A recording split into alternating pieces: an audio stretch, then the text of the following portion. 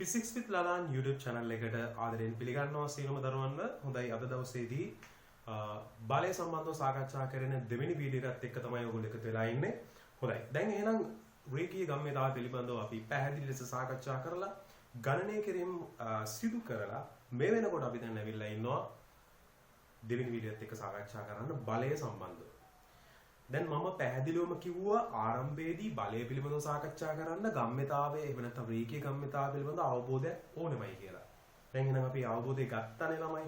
දැන් අපිට ලස්සනට ගොඩනගන්න පුළුවන් මේ බලය පිළිබඳව. හරිද?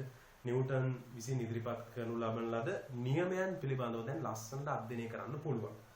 හොඳයි. ඉතින් එහෙම කිව්ව ඵලයට එකපාරම අපි එතනට කඩාගෙන වැටෙනවට වඩා හොඳයි. සරලව ක්‍රමානුකූලව මේ බලය කියන්නේ මොකක්ද කියලා ස්වභාව ධර්මයේ තියෙන උදාහරණ වලින් පැහැදිලි කරගෙන ඉදිරියට යන්නේ. හොඳයි. එහෙනම් ඉස්සෙල්ලාම අපි මාතෘකාව යොදා ගන්නවා. මාතෘකාව දාගමු අපි බලය කියලා. ළමයි එතකොට බලය කියලා කියන්නේ මොකක්ද? පළවෙනි කාරණාව ඒකයි. බලය කියලා කිව්ව ගමන්ම ඔයගොල්ලන්ගේ ඔළුවට යන්න ඕන කාරණාව තමයි මේ වෙලාවේදී අපි සාකච්ඡා කරන්නේ මේ අසමතුලිත බලයන් පිළිබඳව. හරිද? අසමතුලිත බලයන් පිළිබඳව තමයි සාකච්ඡා කරන්න යන්නේ. මොකද අසමතුලිත බලයක් පිළිබඳව සාකච්ඡා කරද්දී තමයි ළමයි යම්කිසි වෙනසක් සිදු වෙන්නේ. දැන් අපි කියනවා මිනිස්සෙක් කියනවා බොහොම නිදහසේ ඉන්නවා මිනිස්සෙක්. හරිද? මිනිස්සෙක් නිදහසේ ඉන්නකොට අපි කියන එයාට බාහිර බලපෑම් නැහැ කියලා. බාහිර බලපෑම් නැති නිසා එයා නිදහසේ ඉන්නවා. හරිද? බාහිර බලපෑම් නැති නිසා එයා නිදහසේ ඉන්නවා. ඒකෝට බාහිර බලපෑම් තිබුණොත් අපි කියන ඒ මිනිස්සයා බොහොම අසහනකාරී විදිහට තමයි ඉන්නේ. මිනිස්සයා හැම වෙලෙම ප්‍රශ්නවල ඉන්නවා කියලා කියනවා. මොකද ඇත්තම කතාව භෞතික විද්‍යාවේදී පැහැදිලි කරන විදිහට ළමයි නිදහසේ ඉන්නවා නම් වස්තුවක්. දැන් අපි ගන්න මිනිසා කියලා මේ මිනිසා. හරිද? මේ මිනිසා කියලා ගත්තොත් right භෞතික විද්‍යාවේ හැටියට ළමයි එයා නිදහසේ ඉන්නවා. ඒ කියන්නේ පද්ධතිය සමතුලිතව පවතිනවා කියලා කියන්නේ ළමයි බලපෑම් ටික බැලන්ස් වෙලා තියෙනවා. ඒ කියන්නේ ළමයි එයාට අභ්‍යන්තරේනොත් බලපෑම් තියෙනවා right අභ්‍යන්තරයෙන් තියෙනවා බලපෑම් වගේම බාහිරිනුත් එයාට තියෙනවා බලපෑම්. මේ අභ්‍යන්තර බලපෑමයි බාහිර බලපෑමයි එයා මොකද කරලා තියෙන්නේ? සමතුලිත කරගෙන තියෙනවා, සමාන කරගෙන තියෙනවා. ඒක නිසා එයා නිදහසේ ඉන්නවා. ඒතර නිදහසේ ඉන්න මිනිස්සුන්ට ප්‍රශ්න නැහැ කියන එක වැරදිනේ. එහෙම ගත්තාම භෞතික විද්‍යාවට ගත්තොත් නිදහසේ ඉන්නවා කියන්නේ මිනිස්සුන්ට ප්‍රශ්න නැහැ කියන එක නෙමෙයි. මේ මිනිස්සයා අභ්‍යන්තරයේ තියෙන බලයන් වලින් බාහිර බලයන් ටික නිෂේධනය කරලා දාලා තියෙනවා. හරිද? එතකොට මනුස්සයාට නිදහසේ ඉන්න පුළුවන්. එතකොට යම්කිසි විදිහකින් ඔන්න දැන් තවත් මිනිස්සෙක් ඉන්නවා භෞතික විද්‍යාව හැටියට තමයි. හරිද? එයාට බාහිර බලපෑම් ප්‍රමාණය වැඩි අභ්‍යන්තරයෙන් නිෂේධනය කරගන්න බෑ. මොකද එයාට අභ්‍යන්තරයේ තියෙන බල ප්‍රමාණය අඩුයි. දෙන්න පුළුවන් බල ප්‍රමාණය අඩුයි. හරියට නිකන් එයාගේ අධ්‍යාත්මය මදි මේ බාහිර සමාජයෙන් එන ප්‍රශ්න වලට මුහුණ දෙන්න. බාහිර බලපෑම වැඩි. ඒතකොට ළමයි මොකද වෙන්නේ? මෙයාට සම්ප්‍රයුක්ත බලයක් ක්‍රියාත්මක වෙනවා. right? බාහිර අසමතුලිත බලයක් තියෙනවා ළමයි. අසමතුලිත බලයක් තියෙනවා. දැන් මේ මනුස්සයා ඉන්නේ නිදහසේ නෙමෙයි. පැහැදිලිද? ඒක භෞතික විද්‍යාවෙන් ළමයි මේ ජීවීන්ටම සම්බන්ධ කරලා පැහැදිලි කරගන්න පුළුවන් ලස්සන කාරණාවක්. එහෙමනම් ළමයි බලය සම්බන්ධව පැහැදිලි කරද්දී පැහැදිලි ලෙස මෙතන මේ සම්ප්‍රයුක්තයක් තමයි අදහස් කරන්නේ. බලය පැහැදිලි කරද්දී අපි කියනවා වස්තුවක චලිත ස්වභාවය වෙනස් කරන්න පුළුවන් බාහිර බලපෑමක් අපි බලයේ විදිහට හඳුන්වනවා කියලා. වස්තුවක තම චලිත ස්වභාවය වෙනස් කරන්න පුළුවන් බාහිර බලපෑමක් අපි බලය විදිහට හඳුන්වනවා. උදාහරණයක් විදිහට නිශ්චලතාවයේ තියෙන වස්තුවකට නිදහසේ ඉන්න මිනිස්සෙකුට බාහිර බලපෑමක් දුන්න ගමන් එයාගේ ස්වභාවය වෙනස් වෙනවා. එයා ප්‍රශ්නකාරී වෙන්න පටන් ගන්නවා. එහෙම නැත්නම් චලිත වෙන්න පටන් ගන්නවා. සමතුලිතව තියෙන වස්තුවකට බාහිර බලපෑමක් දුන්න ගමන් එයා මොකද වෙන්නේ ළමයි? චලිත වෙන්න චලිත ස්වභාවය වෙනස් වෙනවා. නිශ්චල හිටපු එක්කෙනාගේ ස්වභාවය වෙනස් වුණා. දැන් ඔන්න යම්කිසි ප්‍රවේගයකින් චලන වෙන්න පටන් ගන්නවා. ප්‍රවේගයෙන් කිව්වට ඇත්තටම ළමයි බාහිර බලපෑමක් ලැබුණාම ප්‍රවේගය වැඩි වෙමින් ඔන්න චලිත වෙන්න පටන් ගන්නවා. පැහැදිලිද? කාරණාව ළමයි? right. එතකොට අපි හිතමු මෙහෙම යම්කිසි වස්තුවක් ප්‍රවේගයකින් චලනය වෙමින් තිබුණා. උදාහරණයක් විදිහට මවා ගන්න ක්‍රිකට් ක්‍රීඩාවේදී. ක්‍රිකට් ක්‍රීඩාවේදී අපි දන්නවා පන්දුව පිටිකරුවා වෙතට යොමු වෙනකොට පිටිකරුවා මේ පිටෙන් පහර දෙනකොට මොකද වෙන්නේ? චලිත ස්වභාවය වෙනස් වෙනවා. චලිත ස්වභාවය වෙනස් වෙනවා කියන්නේ පැහැදිලිවම ගත්තොත් පන්දුව එන දිශාව වෙනස් කරනවා. දිශාව වෙනස් කරන ගමන් සමහර වෙලාවට පිටෙන් ඔහුට පුළුවන් වෙනවා 6 පාරක් වගේ ගහන්න නම් ප්‍රවේගය වැඩි කරන්නත් වෙනවා. හරිද? ඒතර මෙතනදි සිදුවන්නේ බාහිර බලපෑමක් ළමයි. පැහැදිලිද? මේ බාහිර බලපෑම අපිට එනම් බලයක් විදිහට පැහැදිලි කරන්න පුළුවන්. යම්කිසි වස්තුවක චලිත ස්වභාවය වෙනස් කරන බාහිර බලපෑම අපිට බලයක් ලෙස හැඳින්විය හැකිය. පළවෙනි නෝට් එක දාගන්න පුළුවන් මේ විදිහට. පැහැදිලිද ළමයි? හොඳයි. දැන් අපි ඔතනින් ඉස්සරහට ගොඩනගාගෙන යනවා. ගොඩනගාගෙන යනකොට මොනවද ළමයි අපිට මේ විශ්වයේදී හම් වෙන බල වර්ග? මෙහෙම සාකච්ඡා කරගෙන එනකොට අපිට පුළුවන් ළමයි ඔය ජීව විද්‍යාවේදී තියෙනවනේ ළමයි වර්ගීකරණය කියලා එකක්. ජීව විද්‍යාවේ තමයි ඇත්තටම අපිට වැඩිපුරම දැක ගන්න හම්බෙන වර්ගීකරණය සම්බන්ධව. දැන් උද්භිද විද්‍යාඥයෝ ශාක පිළිබඳව, සත්ත්ව විද්‍යාඥයෝ සත්ත්වය පිළිබඳව වර්ගීකරණයට ලක් කරනවානේ. සාමාන්‍යයෙන් තියෙනවා මේ වර්ගීකරණයට ලක් කරද්දී කෘතිම වර්ගීකරණය සහ ස්වභාවික වර්ගීකරණය කියලා. හරිද? එතකොට මම මේ නිකන් ජීව විද්‍යාඥ ළමයි මේ පිළිබඳව හොඳට දන්නවා ළමයි. එතකොට කෘතිම වර්ගීකරණය යටතේදී අපි කරන්නේ මොකද්ද? සාමාන්‍යයෙන් අපි ශාක ගත්තොත් හොඳ ලී වර්ග. ඒ කියන්නේ අපි ගන්නවා මේ ලී බඩු හදන්න පුළුවන් හොඳ ලී වර්ග තියෙන ශාක කියලා ගන්න පුළුවන්. ලී බඩු වලට සුදුසු නැති ශාක කියලා අපිට ඒක වර්ගීකරණයට ලක් කරන්න පුළුවන්. හරිද? අන්න එහෙම ලක් කරොත් අපි ඒවා කියනවා ඒක කෘතිම වර්ගීකරණයක් කියලා. ඒක සාමාන්‍යයෙන් ප්‍රායෝගිකව වැදගත් වුණාට එච්චර වැදගත්කමක් නැහැ මේ ස්වභාව ධර්මයේ වර්ගීකරණය. කියන්නේ ස්වභාව ධර්මයේ එච්චරම වැදගත්කමක් නැහැ ළමයි. නමුත් ස්වභාවික වර්ගීකරණයේදී අපි කියන එක ස්වභාව ධර්මයට එකඟයි කියලා. එතකොට අපි අර වගේ අර අපිට ප්‍රයෝජනයට කියන්නේ අවශ්‍යතාවය මත වර්ගීකරණයට ලක් කරන්නේ නැහැ. එතනදී ස්වභාවික වර්ගීකරණයේදී ළමයි ශාක වර්ගීකරණයට අපි ලක් කරද්දී අපි කරන්නේ සමහරලාට අපි අහලා ඇති අතු බෙදෙන ශාක, අතු නොබෙදෙන ශාක, තාල වර්ගයට අයිති ශාක. අන්න ඒ වගේ ගණයට වැටුණාම ළමයි අර සමහර වෙලාවට ලී වඩු හදන්න ගන්න පුළුවන් බැරි ඔය ඔක්කොම ශාක තාල වර්ගයට වැටෙනවා. හරිද? ඒක ස්වභාවික වර්ගීකරණය. ඒතර වර්ගීකරණය කියන එකත් වැදගත් ළමයිනේ. ඒතර ජීව විද්‍යාවේ තමයි වර්ගීකරණය වඩාත්ම වැදගත් වෙන්නේ. ඔය විද්‍යාත්මක නාම වර්ගීකරණයක් එම අහලා තියෙන්නේ. ද්විපද නාම වර්ගීකරණයක්. අපි දැකලා තියෙනවානේ ඕනම සත්වයකට ඕනම ශාකයකට විද්‍යාත්මක නාමයක් තියෙනවා. ඒ වර්ගීකරණයක් ළමයි. පැහැදිලිද? රයිට්. අන්න ඒ වගේ ළමයි. දැන් මේ බලය ගැන කතා කරද්දිත් තමයි අනිවාර්යෙන් වර්ගීකරණයකට යන්න වෙනවා. ළමයි අපිට හම් වෙනවා බල වර්ග ප්‍රධාන වශයෙන් දෙකයි. එකක් තමයි දුරස්ත බල. ඔන්න වර්ගීකරණය. තව බල වර්ගයක් විදිහට අපිට හඳුන්වන්න පුළුවන් ළමයි අපි ඒවට කියනවා ස්පර්ශ බල. ඔන්න ওই විදිහට බලය කියන එක කොටස් දෙකකට වර්ග කරන්න පුළුවන්. දැන් මේක ඕනනේ කෙටි සටහනක් විදිහට දාගත්තා. මම මේක වචනෙන් කියන්න ඕනේ නැහැ. මම මුලින්ම ඔයගලන්ට සටහනක් දාගත්ත බලය කියන්නේ මොකක්ද කියන එක පැහැදිලි කරලා දැන් ඔන්න අපිට පුළුවන් පොඩි කෙටි සටහනක් ඔයගොල්ලෝ දාගන්න බලය කොටස් දෙකකට වර්ගීකරණය ලක් කරලා දුරස්ත බල සහ ස්පර්ශ බල ලෙස හඳුන්වන්න පුළුවන්. මොනවද ළමයි දුරස්ත බල? දුරස්ත බලයක් කියලා කියන්නේ ළමයි වස්තුව දුරින් ඉන්නකොට මේ බලය පවතිනවා. වස්තුව දුර තියෙනකොටම මේ බලය පවතිනවා. ලං වෙද්දි බලය වැඩි වෙනවා, ඈත් වෙද්දි බලය අඩු වෙනවා. අපි දැකලා තියෙන ඕන තරම් ළමයි. අපි අහලා තියෙනවා පෘථුවිය වටා චන්ද්‍රයා කරගෙන උඩ කියන අපි පෘථුවිය සහ චන්ද්‍රය අතර ආකර්ෂණ බලයක් පවතිනවා කියලානේ.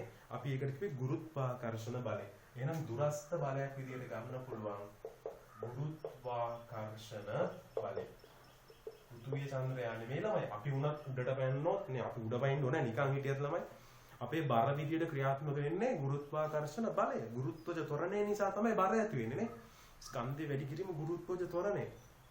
පැහැදිලි සමීකරණ ගුරුත්වාකර්ෂණ බලය. හරිද? අපි උඩ පැන්නත් ළමයි බර වෙනස් වෙන්නේ නැහැ නේ.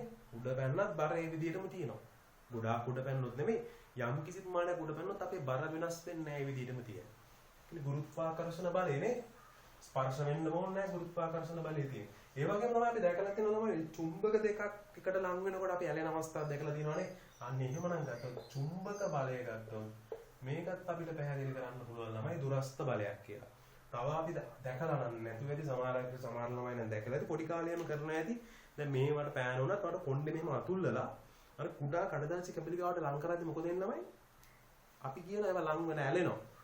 ඒ කියන්නේ මේ වෙලාවේ ප්ලාස්ටික් දණ්ඩ ආරෝපණයට ලක් වෙනවා කියලා කියනවා. හරිද?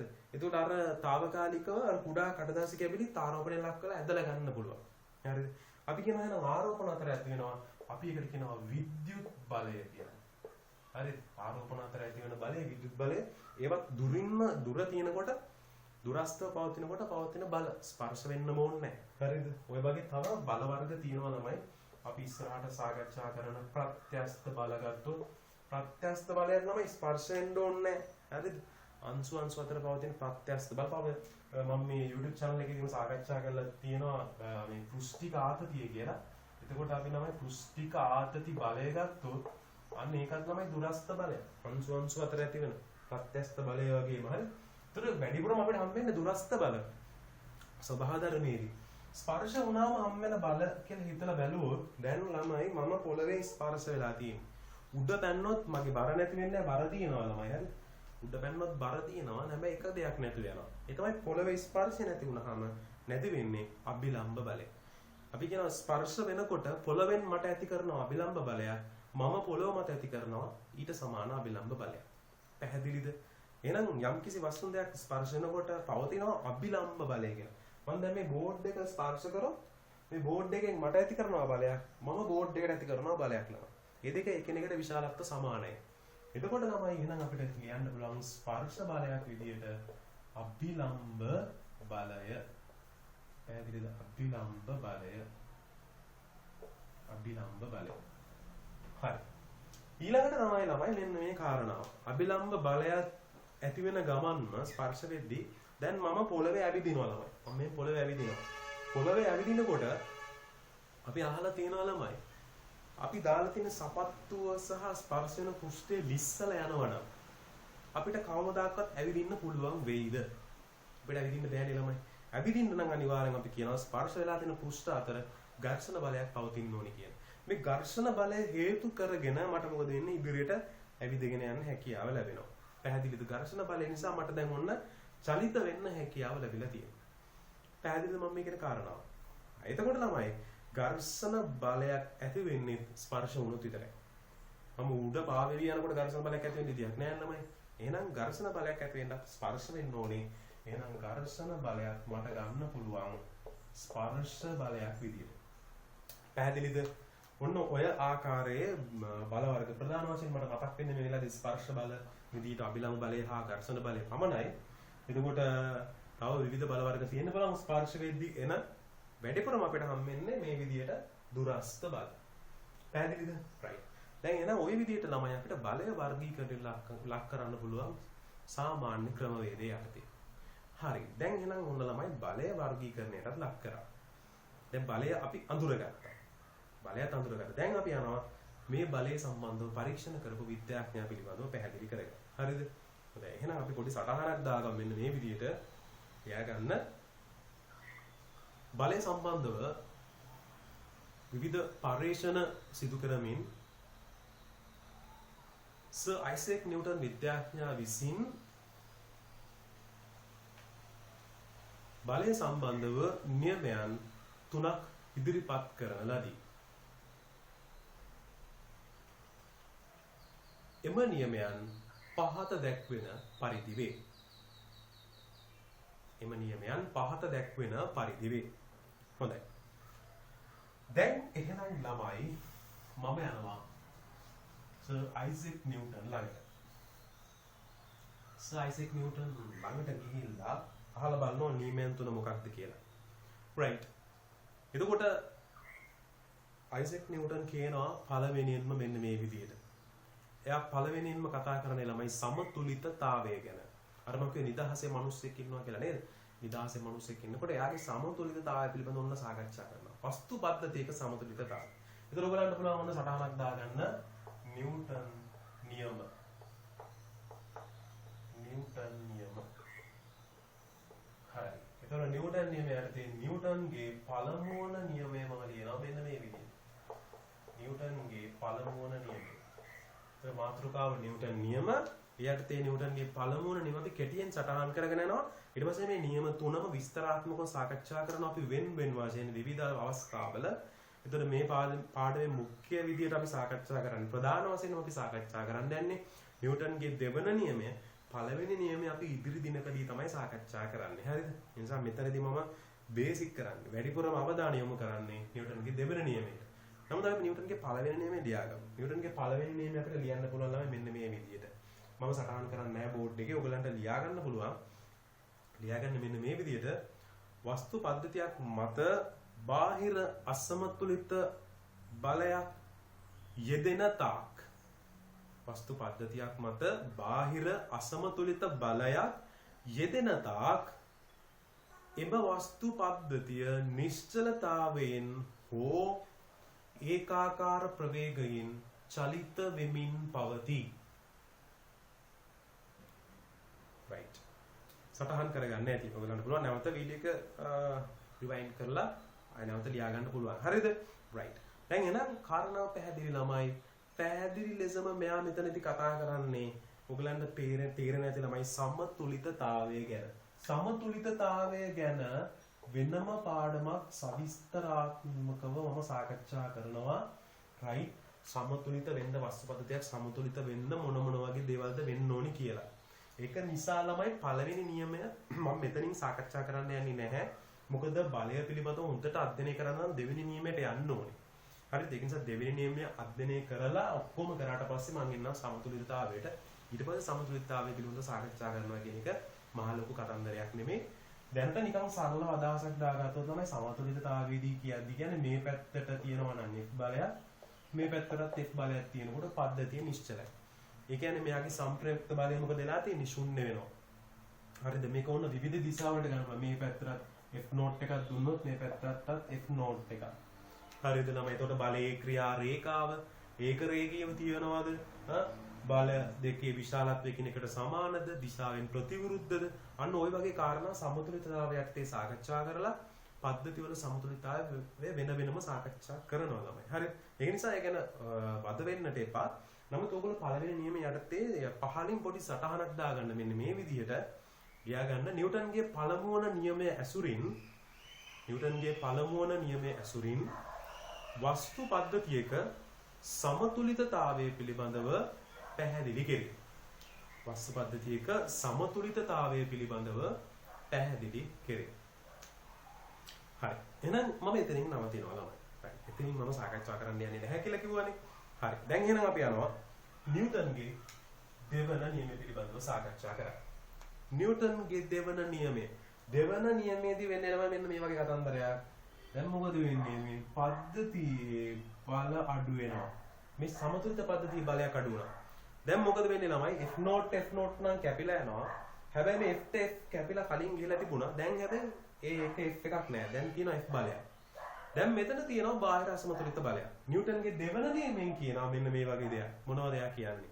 ලියා ගන්න පුළුවන් දෙවන නියමය වස්තු පද්ධතියක් මත යෙදෙන බාහිර අසමතුලිත බලය. වස්තු පද්ධතියක් මත යෙදෙන බාහිර අසමතුලිත බලය කමාවක් වස්තු පද්ධතියේ ගම්‍යතාවය වෙනස් වීමේ ශීඝ්‍රතාවයට අනුලෝමව සමානුපාතික වේ. වස්තු පද්ධතියේ ගම්‍යතාවය වෙනස් වීමේ ශීඝ්‍රතාවයට අනුලෝමව සමානුපාතික වේ. කාරණාව පැහැදිලිද ළමයි? ඔන්න ওই විදිහට තමයි කියන්නේ. එතකොට ළමයි පැහැදිලි ලෙසම එයා කියන දෙයක් තමයි F කියන එක අනුලෝමයි කියලා කියන්නේ ඩෙල්ටා P බෙදීම ඩෙල්ටා T. එහෙම නැත්නම් අපිට කෙලිම T කියලා ගන්න පුළුවන්. ඩෙල්ටා P බෙදීම ඩෙල්ටා T. මේ තියෙන ළමයි වස්තුවක ගම්‍යතාවය වෙනස් වීමේ ශීඝ්‍රතාවය. මෙතන ගම්‍යතාවය වෙනස ඒකට ගත වෙච්ච කාලයෙන් බෙදනවා. ඒක ගම්‍යතාවය වෙනස් වීමේ ශීඝ්‍රතාවය මේ වස්තු පද්ධතිය මත යෙදිච්ච බාහිර අසමතුලිත බලයට අනුලෝමව සමානුපාතික වෙනවා කියලා කිව්වේ. දැන් මෙහෙම නෙමෙයි අපි ඕල් වලදී ඉගෙන ගත්තනේ. මෙහෙම නෙමෙයි ඕල් වල ඉගෙන ගත්තේ. ඒක නිසා දැන් අපිට පොඩි ගැටලුවක් එනවා ළමයි. ඕල් වල ඉගෙන ගත්තේ එකයි වෙනයි. ඒ වල තව එකක් ඉගෙන ගත්තයි කියලා. ඒක නිසා අපි ඒක ඔප්පු කිරීමක් කරන්න යනවා මෙන්න මේ විදිහට. හරිද? හරි. මම මෙතන ලියා ගන්නවා නිව්ටන්ගේ දෙවන නියමය right ඔප්පු කිරීම කියලා ලියන්නත් බෑ. නිව්ටන්ගේ දෙවන නියමය සඳහා සමීකරණයක් ලබා ගැනීම. හොඳයි. සමීකරණයක් ලබා ගන්නයි යන්නේ.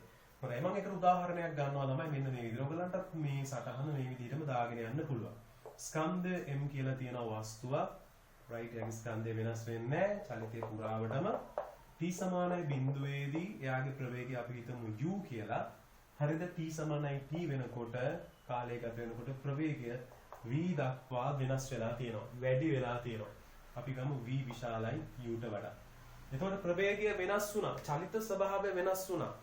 චලිත ස්වභාවය වෙනස් වුණා කියපු ගමම්ම ළමයි අපි තේරුම් ගන්න ඕනේ දෙයක් තමයි මෙයාගේ ප්‍රවේගය වෙනස් වෙලා තියෙනවා. ප්‍රවේගය වෙනස් වුණා කියලා කියන ළමයි ගම්මිතාව වෙනස් වෙලා තියෙනවා. ඒ කියන්නේ ගම්මිතා පරිවර්තනයක් තියෙනවා. හරිද? ඒකට ගත වෙච්ච කාලයක් තියෙනවා කියලා කියන්නේ නම් ගම්මිතා පරිවර්තනය වෙනස් වෙච්ච ශීඝ්‍රතාවයක් තියෙනවා. ඒක තමයි බලයට සමානයි කියලා කියන්නේ. එහෙනම් මෙතන බලයක් තියෙනවා ළමයි. ප්‍රවේගය වෙනස් වෙලා තියෙනවා කියන්නේ බලයක් තියෙනවා. එහෙනම් මෙයා මත මේ සම්පූර්ණ චරිතය පුරාවටම යෙදිච්ච බලය කියලා ගමු. u සිට v දක්වා වෙනස් වෙනකන් දිගටම කියලා බලයක් එයා මත ක්‍රියාත්මක වෙලා තියෙනවා. පැහැදිලිද? දිගටම u සිට v දක්වා මේ t කාලය ඇතුළත සම්පූර්ණ කාලය ඇතුළතම මේ f බලය දිගටම වස්තු පද්ධතිය මත ක්‍රියාත්මක වෙලා තියෙනවා. දැන් එහෙමනම් මෙයා නිව්ටන් කියපු කතන්දරයේ හැටියට අපි යමු ඉස්සරහට යමු. ඉස්සරහට යනකොට තමයි අපිට ගොඩනගන්න පුළුවන් මෙන්න මෙහෙම. f කියන එක අනුලෝම වෙනවා ගම්මිතාවය වෙනස්. ගම්මිතාව වෙනස කියන්නේ මොකද්ද? කලින් අපි ලියාගත්තා. අවසන් ගම්මිතාවෙන් අඩු කරන්න ඕනේ මුල් ගම්මිතාවය. ඒකට ගත වෙච්ච කාලයෙන් බෙදන්න ඕනේ. හරිද? එහෙනම් ඔන්න ළමයි අවසන් ගම්මිතාවය අපිට එනවා mv මේ දිශාවට ඍණ mu මේ දිශාවට බෙදනවා ගත වෙච්ච කාලයෙන්. right. එතකොට ළමයි පරීක්ෂණාත්මකව ඔප්පු කරලා කියනවා right මේ වෙලාවේදී මේ අනුලෝමය ඉවත් කරන්න දාන සමානුපාතික නියතය අනුලෝමය ඉවත් කරන්න දාන සමානුපාතික නියතය එකට සමාන වෙනවයි කියලා. පරීක්ෂණාත්මකව ඔප්පු කරලා තියෙන නිසා අපිට පුළුවන් මේ අනුලෝමය ඉවත් කරලා නියතයක් දාගන්න. ඒ නියතය එකට සමාන වෙනවා. එහෙනම් සමීකරණය කෙලින්ම ලියන්න පුළුවන් අපිට කොයි ආකාරයටද f සමානයි mv ඍණ mu බෙදීම t. එතකොට දිශාව කොහොමවත් මේ පැත්ත. නේ බලයේ දිශාවත් එන ඒ පැත්තටමයි තියෙන්නේ. ගම්මිතාව වෙනස් මේ දිශාවත් ඒ පැත්තටමයි තියෙන්නේ. හරි. දැන් මට බැරිද ළමයි මෙයාගේ m එළියට ගන්න. එතකොට එන්න මොකද්ද v ඍණ u බෙදීම t. f සමානයි m වතාවක් v ඍණ u බෙදීම t. දැන් ඔතනින් තමයි ළමයි වැඩේ පටන් ගන්න. හරිද? දැන් ඔන්න වැඩේ පටන් ගන්න මෙතන. මේ දෙවෙනි මේ ගැන අපි සාකච්ඡා කරන්නේ වැඩේ පටන් ගන්න මෙතනින් කියන්නේ මම චලිතයට දානවා චලිත සමීකරණ. මම යොදනවා චලිතයට චලිත සමීකරණයක් යොදනවා. චලිත සමීකරණ මාගෙන් මම යොදන්නේ මොකක්ද ළමයි? v සමානයි u ධන at සමීකරණය මේ දිශාවට. අවසාන ප්‍රවේගය v තමයි ආරම්භක ප්‍රවේගය u. අපි හිතමු මෙයා මේ කාලය ඇතුළත සිදුවෙච්ච ත්වරණය සිම්පල් a කියලා ගත්තොත් a ගත වෙච්ච කාලය t නේ. එහෙනම් මෙතන එනවා ළමයි v ඍණ u සමානයි at. එහෙනම් a එනවා v ඍණ u බෙදීම t. එතකොට ත්වරණයේ දිශාවක් මේ පැත්තමයි මෙයාගේ දිශාවක් මේ පැත්තමයි. v ඍණ u බෙදීම t. දැන් මෙතනත් තියෙන්නේ ළමයි v ඍණ u බෙදීම t. එහෙනම් අවසානයේදී මට ලැබෙනවා ප්‍රකාශනයක් f සමානයි m වතාවක්. මෙතන අපි කැපිටල් m යාවේ නේ ළමයි. අපි මේ විදිහට මෙයන් මෙතන කැපිටල් M ආවේ right. එතකොට මට මෙතන අවසානයේදී ලැබෙනවා සමීකරණය කැපිටල් F සමානයි M වතාවක් සිම්පල් A. දැන් මේක තමයි ළමයි ඕගොල්ලෝ අපොස සාමාන්‍ය පෙළදී ඉගෙන ගන්න ඇත්තේ. මේ නිව්ටන් කිව්වේ නැහැ එකපාරම කිව්වේ නැහැ ළමයි බලය කියන්නේ ස්කන්ධයේ ත්වරණයේ ගුණිතය කියන එක. එයා මේ විදිහට තමයි ගොඩනගන්නේ. ගම්මිතාවේ වෙනස් වීමේ ශීඝ්‍රතාවය බලයට අනුලෝම බාහිර අසමතුලිත බලයට අනුලෝම සමානුපාතික වෙනවා කියන්නේ. පරීක්ෂණාත්මකව ඒ නියතය එකට කියලා ඔප්පු කරලා අවසානයේදී ඔන්න රිසල්ට් එකක් ගෙනල්ලා තියෙනවා අපිට ගණන් හදන්න f සමානයි ma කියලා. පැහැදිලිද? දැන් ඔයගොල්ලන්ට එහෙනම් නිව්ටන්ගේ දෙවෙනි නියමයේ යටතේ මේ ඔප්පු කිරීම සටහන් කරගන්න පුළුවන්. නෝට් එක කම්ප්ලීට් කරගන්න. හරිද? එතකොට ඔන්න සටහන් කරගත්තා. එතකොට අපි දන්නවා බලය. බලයේ ඒකකේ දාගන්න පුළුවන් මෙතනදී ඔයගොල්ලන්ට. මෙතනින්ම සටහන් කරගන්න එක ලේසි. එතකොට මෙතන ඒකකය වෙන්නේ ළමයි kg right kg ms ඍණ 2 බල ඒකකේ kg ms ඍණ 2 කිලෝග්‍රෑම් ත්වරණ ms ඍණ 2. නමුත් අපි මේක හොයාගත්තු විද්‍යාඥයාට ගෞරවයක් වෙන විදිහට අපි නිව්ටන් කියලා තමයි භාවිතා කරන්නේ. kg ms ඍණ 2 තිබුණාට භාවිතයේදී අපි නිව්ටන් කියලා තමයි ගන්න. ඒකකේ. ඒතර මාන ලියන්න පුළුවන් mlt ඍණ 2. මේක මාන පාඩමේදී කතා කරනවා. පැහැදිලිද? right. දැන් එහෙනම් ඔන්න ළමයි නිව්ටන්ගේ දෙවන නියම පිළිබඳවත් සාකච්ඡා කරා. දැන් අපිට ඉතුරු වෙන්නේ එහෙනම් මොනවද? නිව්ටන්ගේ තුන්වන නියමය. මොකක්ද ළමයි එහෙනම් මේ තුන්වන නියමය කියන්නේ? හොඳයි. සටහන දාගත්තා ළමයි. වෙලාව මදි නම් ස්කිප් කරා වීඩියෝ එක ඉක්මනට ලියාගත්තා ළමයි. හරි ලේසි නේද? අන්තර්ජාලය පාවිච්චි කරලා ඉගෙන ගන්නවා කියන්නේ හරි ලේසි. බැනුම් ගන්න ඕනෙත් නැහැ. නේ කිසිම කරදරයක් නැහැ. අයියෙන් ලියන්න ඕනේ නැහැ. වීඩියෝ එක ස්කිප් කරා. රයිට්. සටහන දාගත්තා. හොඳයි. එහෙනම් මේකදී ඇත්තටම අපහසු ගුරුවරුන්ට විතරයි. මොකද ළමයාව දකින්න නැතුව අපි උගන්වන්න ඕන නිසා. හොඳයි. දැන් එහෙනම් ළමයි යනවා ඊළඟට මෙන්න මේ කියන කාරණාව පිළිබඳව සාකච්ඡා කරන්න. තුන්වෙනි නියමය. අපි කතා කරගෙන ආවනේ තුන්වෙනි නියමය. මොකද තුන්වෙනි නියමය? තුන්වෙනි නියමය කියලා කියන්නේ වස්තු පද්ධතියක් මත බාහිර අසමතුලිත බලයක් යෙදෙනවා නම් හරිද? අපි කියනවා යම් කිසි වස්තුවක් මත යෙදෙන බලයක් යෙදුනොත් හරිද? යම් කිසි ක්‍රියාවක් සිදු වුණොත් මේ ක්‍රියාවට සෑම විටම ප්‍රතික්‍රියාවක් තියෙනවා කියලා ඉගෙන ගන්නවා. රයිට් ඕනම බලයක් අපි ක්‍රියාවක් ලෙස සැලකුවොත් අනිවාර්යෙන් එයාට ප්‍රතික්‍රියාවක් තියෙනවා. ඒ ප්‍රතික්‍රියාවේ විශේෂත්වය තමයි විශාලත්වයෙන් සමාන වෙනවා. ක්‍රියාවේ විශාලත්වයට ප්‍රතික්‍රියා විශාලත්වයේ සමාන වෙනවා වගේම ක්‍රියාවේ දිශාවට ප්‍රතික්‍රියාවේ දිශාව ප්‍රතිවිරුද්ධ වෙනවා. දිශාවල් දෙක ප්‍රතිවිරුද්ධ වෙනවා විශාලත්වයන් සමාන වෙනවා. රයිට් එහෙනම් අපිට ලියා ගන්න පුළුවන් ළමයි තුන්වෙනි නියමය මෙන්න මේ ආකාරයට ලියා ගන්න වස්තු පද්ධතියක් මත යෙදෙන ඕනෑම ක්‍රියා බලයකට ප්‍රතික්‍රියා බලයක් පවතින අතර එහි විශාලත්වයන් සමාන වන අතර දිශාවන්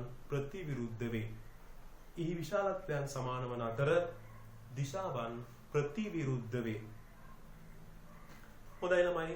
එහෙනම් ඔන්න කතන්දරය තුන්වෙනි නියමය. තුන්වෙනි නියමය පැහැදිලි කරනකොට ඔන්න මම පොඩි උදාහරණයක් දෙනවා. මේක ඔයගොල්ලන්ට ඒ යටතේ සටහනක් දාගන්න පුළුවන්. වස්තු පද්ධතියක් ගෙනල්ලා තියෙනවා මෙන්න මේ විදිහට මේසයක් මත. අපි හිතමු පොළොව මත තිබ්බ කියලා හරි. මේසයක් මත හරි පොළොව මත හරි. තිබ්බ ගමන් ළමයි අපි දන්නවා මෙයාට තියෙන මේ බර ක්‍රියාත්මක වෙන තැනක්. බර ක්‍රියාත්මක වස්තු පද්ධතිය කොයි හරි ලක්ෂයක් තියෙන බර ක්‍රියාත්මක වෙනවා. එතනින් තමයි අපි කියනවා මේ මුළු බර ක්‍රියාත්මක වෙන්නේ. අපි ඒකට කියනවා ස්කන්ධ කේන්ද්‍රය. එහෙම නැත්නම් ගුරුත්ව කේන්ද්‍රය කියලා කියනවා. හරිද? ගුරුත්ව කේන්ද්‍රය එහෙම නැත්නම් ස්කන්ධ කේන්ද්‍රය කියලා කියනවා. ස්කන්ධය කේන්ද්‍රගත වෙලා තියෙන තැන. right ළමයි. එතකොට මේ වෙලාවේදී බර පල්ලහැට තියෙනකොට අපි කලින් කිව්වනේ ළමයි පොළවෙන් දෙනවා මේ වස්තු පද්ධතියට උඩට අභිලම්බ බලයක් කියන එක. මෙන්න මෙහෙම එකක් දෙනවයි කියලා කිව්වා. දැන් ඔන්න ළමයින්ට කියනවාම මේකේ ක්‍රියාව පෙන්වන්න මේකේ ප්‍රතික්‍රියාව පෙන්වන්න කියලා. මේකේ ක්‍රියාව මොකක්ද? මේකේ ප්‍රතික්‍රියාව මොකක්ද කියලා පෙන්වන්නේ කියලා කියනවා. කියපු ගමන් ළමයා ලියනවා මෙන්න මෙහෙම. R කියන්නේ ක්‍රියාව නම් mg යනු එහි ප්‍රතික්‍රියාව වේ කියලා ලියනවා. හරිද? ඕම ළමයා ලියපු ගමන්ම මොකද කරන්නේ ළමයි? සම්පූර්ණයෙන්ම බැරද්දක් තමයි දාන්නේ. ඒකට හේතුව ළමයි ක්‍රියාව ප්‍රතික්‍රියාව කියන රාශීන් දෙක ගත්තොත් ළමයි මේ බලයන් දෙක ගත්තොත් අනිවාර්යෙන් මතක තියාගන්න ළමයි මේ දෙකේ එකට ස්පර්ශලාව තියෙන්න ඕනේ නැහැ. දුරින් උනක් තියෙන්න පුළුවන් ක්‍රියා ප්‍රතික්‍රියා කියන එක. හැබැයි මතක තියාගන්න mg ක්‍රියාව වුණොත් r ප්‍රතික්‍රියාව වෙන්නේ නැහැ. r ප්‍රතික්‍රියාව වුණොත් mg ක්‍රියාව වෙන්නේ නැහැ. දෙකම එකයිද? right. අය දෙකම එකයිද? නැත්නම් ඒක අපි ආය හරියට ගියොත් r ක්‍රියාව වුණොත් mg ප්‍රතික්‍රියාව වෙන්නේ නැහැ. mg ක්‍රියාව වුණොත් r ප්‍රතික්‍රියාව වෙන්නේ නැහැ. පැහැදිලිද? එතකොට ඔන්න දැන් පැහැදිලි. එතකොට ළමයි එහෙනම් පැහැදිලි ලෙසම තේරුම් ගන්න මේ වස්තුවට mg කියන එක ඇති උනේ ගුරුත්වාකර්ෂණ බලය ඇති උනේ මේක දුරස්ත බලයක්. මෙයා ක්‍රියාව වුණොත් මෙයාගේ ප්‍රතික්‍රියාව තියෙන්නේ දුරින්. ඒක තියෙන්නේ පෘථිවි කේන්ද්‍රයේ උඩට mg පෘථිවි කේන්ද්‍රය. එතකොට මෙයා ක්‍රියාව වුණොත් හරිද ළමයි? මෙයා තමයි යාගේ ප්‍රතික්‍රියාව වෙන්නේ. එහෙම නැතුව කොයි වෙලාවකවත් mg ක්‍රියාව වෙලා r ප්‍රතික්‍රියාව වෙන්නේ නැහැ. දැන් මේ r කියලා කියන්නේ ළමයි මේ r අපි ලිව්වොත් ළමයි පොළවෙන් right වස්තුව මත යෙදෙන බලය. මට ඒක ක්‍රියාව කියලා ගත්තොත් එයාට සමාන වූ බලයක් පොළව මත ඇති කරනවා පහළට දිශාවෙන් ප්‍රතිවිරුද්ධයි විශාලත්වයෙන් සමානයි. මේක පොළව මත ඇති වෙන්නේ. මේක වස්තුවෙන් පොළව මත ඇති කරන බලය. එන්නතම් ප්‍රතික්‍රියාව කියලා ගන්න පුළුවන්. මේක ක්‍රියාව වුණොත් ළමයි මේක තමයි ප්‍රතික්‍රියාව වෙන්නේ. ඒතර මේක වැරදි ළමයි. මේ සටහන වැරදි. මේක වැරදි. සම්පූර්ණයෙන්ම වැරදි. එතකොට මෙහෙම තමයි ළමයි එන්න ඕනේ ක්‍රියාව ප්‍රතික්‍රියාව පැහැදිලි කරද්දී. හරිද? එතකොට ක්‍රියාව ප්‍රතික්‍රියාව පැහැදිලි කරද්දී ඔන්න ඔහොම තමයි. එතකොට අපි අඳුර ගන්න ඕනේ මේ වස්තු පද්ධතියට අයිති බල මොනවද කියලා. දැන් උදාහරණයක් විදිහට දැන් මෙතන බල ගොඩක් යනනේ ළමයි. මේ R කියන්නේ පොළවට අයිති බලයක්. මේ mg කියලා කියන්නේ පොළවට අයිති බලයක්. වස්තු පද්ධතියට විතරක් අයිති බල අඳින්න කිව්වොත් ඔයගොල්ලෝ අඳින්න ඕනේ වස්තු පද්ධතියට විතරක් අයිති බල. එතකොට අඳින්නේ R එකයි පල්ලහැට තියෙන mg බලයයි විතරයි. ඉතින් මේ දෙක විතරයි මෙයාට අයිති. මේ තියෙන්නේ වස්තුව මත බල ඔච්චරයි තියෙනවා. අභිලම්බ බලය mg බලය. නමුත් වස්තුව මත මේ බල දෙක විතරක් පවතුනා කියලා ක්‍රියාවයි ප්‍රතික්‍රියාවයි මේ දෙන්න වෙන්නේ නැහැ. බොහෝ වෙලාවට නෙමෙයි හැම වෙලාවෙම ළමයි ක්‍රියාව එක වස්තු පද්ධතියකට යනකොට අනිත් ප්‍රතික්‍රියාව අනිත් පද්ධතියට යනවා. පද්ධති දෙකක් එකිනෙකට ස්පර්ශ වෙනකොට ඕ ස්පර්ශ වෙලා නැති වුණත් ක්‍රියාව එක පද්ධතියක තියෙදි ප්‍රතික්‍රියාව අනිත් පද්ධතිය තියෙනවා. දෙකම එකම පද්ධතියක තියෙන විදිහක් නෑ ළමයි. අපිට මේ දෙක වෙනම පද්ධති දෙකකට වෙන් කරන්න පුළුවන්. පැහැදිලිද? කතන්දරය? right. දැන් එහෙනම් තේරුම් ගන්න ඕනේ මේ වස්තුව මත පමණක් බල අඳිනවට සාමාන්‍යයෙන් අපි ඔකට ලස්සන නමක් ඉදිරියේදී කියනවා. දැම්මම මම පාවිච්චි කළාට මේ ඔළුවට දාගත්තට කමන්නේ ලියන්න ඕනේ නැහැ. හරිද? දැන් මම ලියා ගන්න ඕනේ. මේ වස්තු පද්ධතියේ බල විතරක් ඔක්කොම ටිකට අඳින්න ඕනේ. සියලුම බල සටහන්. මේ වස්තු පද්ධතියේ පමණක් සියලුම බල සටහන් අඳිනවට අපි කියනවා මේ වස්තු පද්ධතියේ නිදහස් බල සටහන් ඇඳීම කියලා. free body diagram එක අපි අඳිනවා. free body diagram වල force එකේ free body diagram එක. හරිද? බලයන්හි නිදහස් බල සටහන කියන්නේ සමාන සිංහලෙන් කිව්වොත් නිදහස් බල සටහන අඳිනවා. ඉංග්‍රීසි වලින් කිව්වොත් forces වල free body diagram එක අඳිනවා. හරිද? හොඳයි. ඔන්න ඔය විදිහට අපිට එහෙනම් ළමයි තුන්වෙනි නියමය පැහැදිලි කරන්න පුළුවන්. ඒතර ඕන තරම් අපිට හම්බ වෙනවා පද්ධති. ඒ පද්ධති වල බල ලකුණු කරනකොට පොඩ පරිස්සමෙන් ලකුණු කරන්න මේ නිව්ටන්ගේ තුන්වන නියමයත් අපිට බොහෝ වැදගත් වෙනවා. හරිද? හොඳයි. දැන් එහෙනම් නිව්ටන්ගේ නියම තුන පිළිබඳව අපි අධ්‍යයනය කරා. සටහන් ඔයගොල්ලෝ දාගන්න ඇති. හරිද? සටහන් ටික දාගන්න ඇති. දැන් එහෙනම් මම මෙතනින් යනවා. වැදගත් දේවල් සාකච්ඡා කරන්න ළමයි මේවා හරි වැදගත්. ඊළඟ ඔයගොල්ලන්ගේ කෙටි මාතෘකාව වෙන්නේ ළමයි ලියා ගන්න කෙටි මාතෘකාව. නිව්ටන්ගේ තුන්වන නියමය ඉගෙන ගත්තයි කියලා එකපාරම මම යන්නේ නැහැ ගණන් දෙන්න. හරිද? දැන් F සමාන m දාලා ගණන් හදන්න පුළුවන් පොඩි පොඩි ගණන් ටිකක් දෙන්න පුළුවන් හදන්න. එතකොට කම්මැලිකමත් සමහරක් විට යයි. එහෙනම් අපි පොඩි ගානක් දෙකක් හදමු ළමයි. කමන්නේ. දැන් මේ විදියට ගොඩක් වෙලා බලපු නිසා ඔයගලන්ට පුළුවන් දැන් විනාඩි 33ක් 32ක් විතර බලලා දෙනවානේ. හරි. එහෙනම් අපි පොඩි ගානක් දෙකක් හදමු. පොඩි ගණන් දෙකක් දෙන්නම්. හදන්න මහලු ගානක් එක ගානක් දෙන්න. එක ගානක් දෙන උදාහරණයක් විදිහට හදලා බලන්න. ඊට පස්සේ පුළුවන් ඔයගලන්ට මේකේ සවිස්තරාත්මක ඉදිරියට යන්න ගැඹුරු තැන් වලට යන්න උත්සාහ කරනවා. right? හොඳයි. එහෙනම් තිරේ දිස් වේවි පළවෙනි ගාන හදමු බලන්න.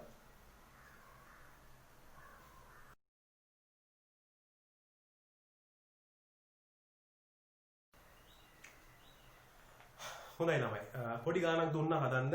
හදලා බලමු ළමයි එහෙනම් ඒ ගාන. මම සටහනේ දුන්න ගාන නිශ්චලතාවයේ නැති ස්කන්ධයක් කිලෝග්‍රෑම් එකක ස්කන්ධයකට නිව්ටන් එකක බලයක් යොදනවා. මේ තත්පර එකක කාලයක් තුළ ගමන් කළ දුර සොයන්න කියලායි කියන්නේ. හරිද? ඔන්න එහෙනම් එක ගානයි දුන්නේ ළමයි. පොඩි ගානක් හදලා බලමු. හරිද? පස්සේ අපි ගොඩාක් ගණන් හදනවා. දැන් ඔන්න නිශ්චලතාවයේ නිව්වේ. හරිද? ඔන්න මෙයාට දෙනවා මෙයාගේ ස්කන්ධය දීලා තිනවා කිලෝග්‍රෑම් එකයි කියලා. මෙයාට දෙනවා බලයක් නිව්ටන් එකක. දිගටම මේ බලය යොදනවා. හරි? දිගටම යොදනවා. අස්ස පද්ධතියම දීලා නවතින්නේ නැහැ. හරිද? මේ නිව්ටන් එක බලය දිගටම යොදනකොට ඔන්න මෙයා තත්පර එකක කාලයක් t සමානයි බිඳුවේ දුන්නොත් තත්පර එකක කාලයක් මෙයා ගමන් කරනවා ඉදිරියට. ඒතර ප්‍රවේගය වැඩි වෙයි ළමයි. හරි? ඔයගලන්ට ප්‍රවේගය නෙමෙයි හොයන්න කියලා තියෙන්නේ ගමන් කරපු දුර. හරිද? අපි හිතුව මෙතනට එයා ගමන් කරපු දුර s කියලා. හරි. එතකොට මේ ගාන හදනකොට නිව්ටන් නියම පාවිච්චි කරන්න වෙනවා මොනව හොයාගන්නද? ත්වරණය හොයාගන්න. නිව්ටන්ගේ දෙවෙනි නියමය. එහෙනම් මම මෙහෙම ලියනවා ළමයි. නිව්ටන්ගේ දෙවන නියමයේ යෙදීමෙන්. එහෙම නැත්නම් කෙලිම ලියන්න පුළුවන් F සමානයි ma යෙදීමෙන්. එතනම දිශාවක් යොදනවා මේ පැත්තට එම දිශාවට චලිතය සිදු වූ නිසා යොදුණු බලය නිව්ටන් එකයි. බාහිර අසමතුලිත බලය වෙන බලයන් යෙදිලා නැහැ. නිව්ටන් එකයි. හරිද? වෙන කොහෙවත් කියලා නැහැ ළමයි මේ පෘෂ්ඨයේ රාලෝහී ඝර්ෂණ බල තියෙනවා. මොකුත් කියලා තිබුණේ නැහැ. එහෙනම් නිව්ටන් එකක බලයක් ස්කන්ධයේ පද්ධතිය කිලෝග්‍රෑම් එකයි. ත්වරණය හොයාගන්න පුළුවන් 1යි ms ඍණ 2යි. ඔන්න ත්වරණය හොයාගත්තා. දැන් ඊට පස්සේ මොකද්ද හොයන්න තියෙන්නේ අපිට? S ගියාගේ හොයන්න තමයි චලිත සමීකරණ දාමු. ආරම්භක ප්‍රවේගය බිඳුවයි අවසාන ප්‍රවේගය දන්නේ නැහැ. ගත වෙච්ච කාලය තියෙනවා. ඒක නිසා දාන්න ඕනේ හොඳම සමීකරණය S = ut දන භාගයක් at වර්ගය මෙම දිශාව. S හොයන්න යනවා. u බිඳුවක් නිසා මේ පාර්ට් එක බිඳුවක් වෙනවා. භාගයයි ත්වරණය එකයි කියලා හොයාගත්තා. ගත වෙච්ච කාලය එකේ වර්ගය උත්තර එනවා 0.5 මීටර. පැහැදිලිද ළමයි? හොඳයි. දැන් ඔන්න ඔය ආකාරයට මට පුළුවන් මේ ගාන හදලා බලන්න. හරිද? උත්තරේ මම හිතන්නේ ගොඩ දෙනෙකුගේ දැන් හරි ඇති. මම හිතන්නේ හැමෝගෙම වගේ උත්තරේ හරියන්නේ නැති කියලා. right F = ma දාලා චලිත සමීකරණත් භාවිතා කරලා අපි ඔන්න නිව්ටන්ගේ දෙවන නියමේ පොඩ්ඩක් හුරු කරගත්තා ඇහැට. ඇහැට හුරු කරගන්න එකත් වටිනවා ළමයි නේද මේ කාලේ. හොඳයි. දැන් එන්න එහෙනම් right. අපි යනවා ඊළඟ කෙටි මාතෘකාව. මේ වැදගත් ළමයි දැන් ওই නිව්ටන්ගේ දෙවන නියම හරියට යොදන්න උගන්වන්න යන්නේ.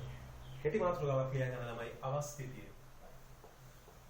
අවස්ථිතිය. right.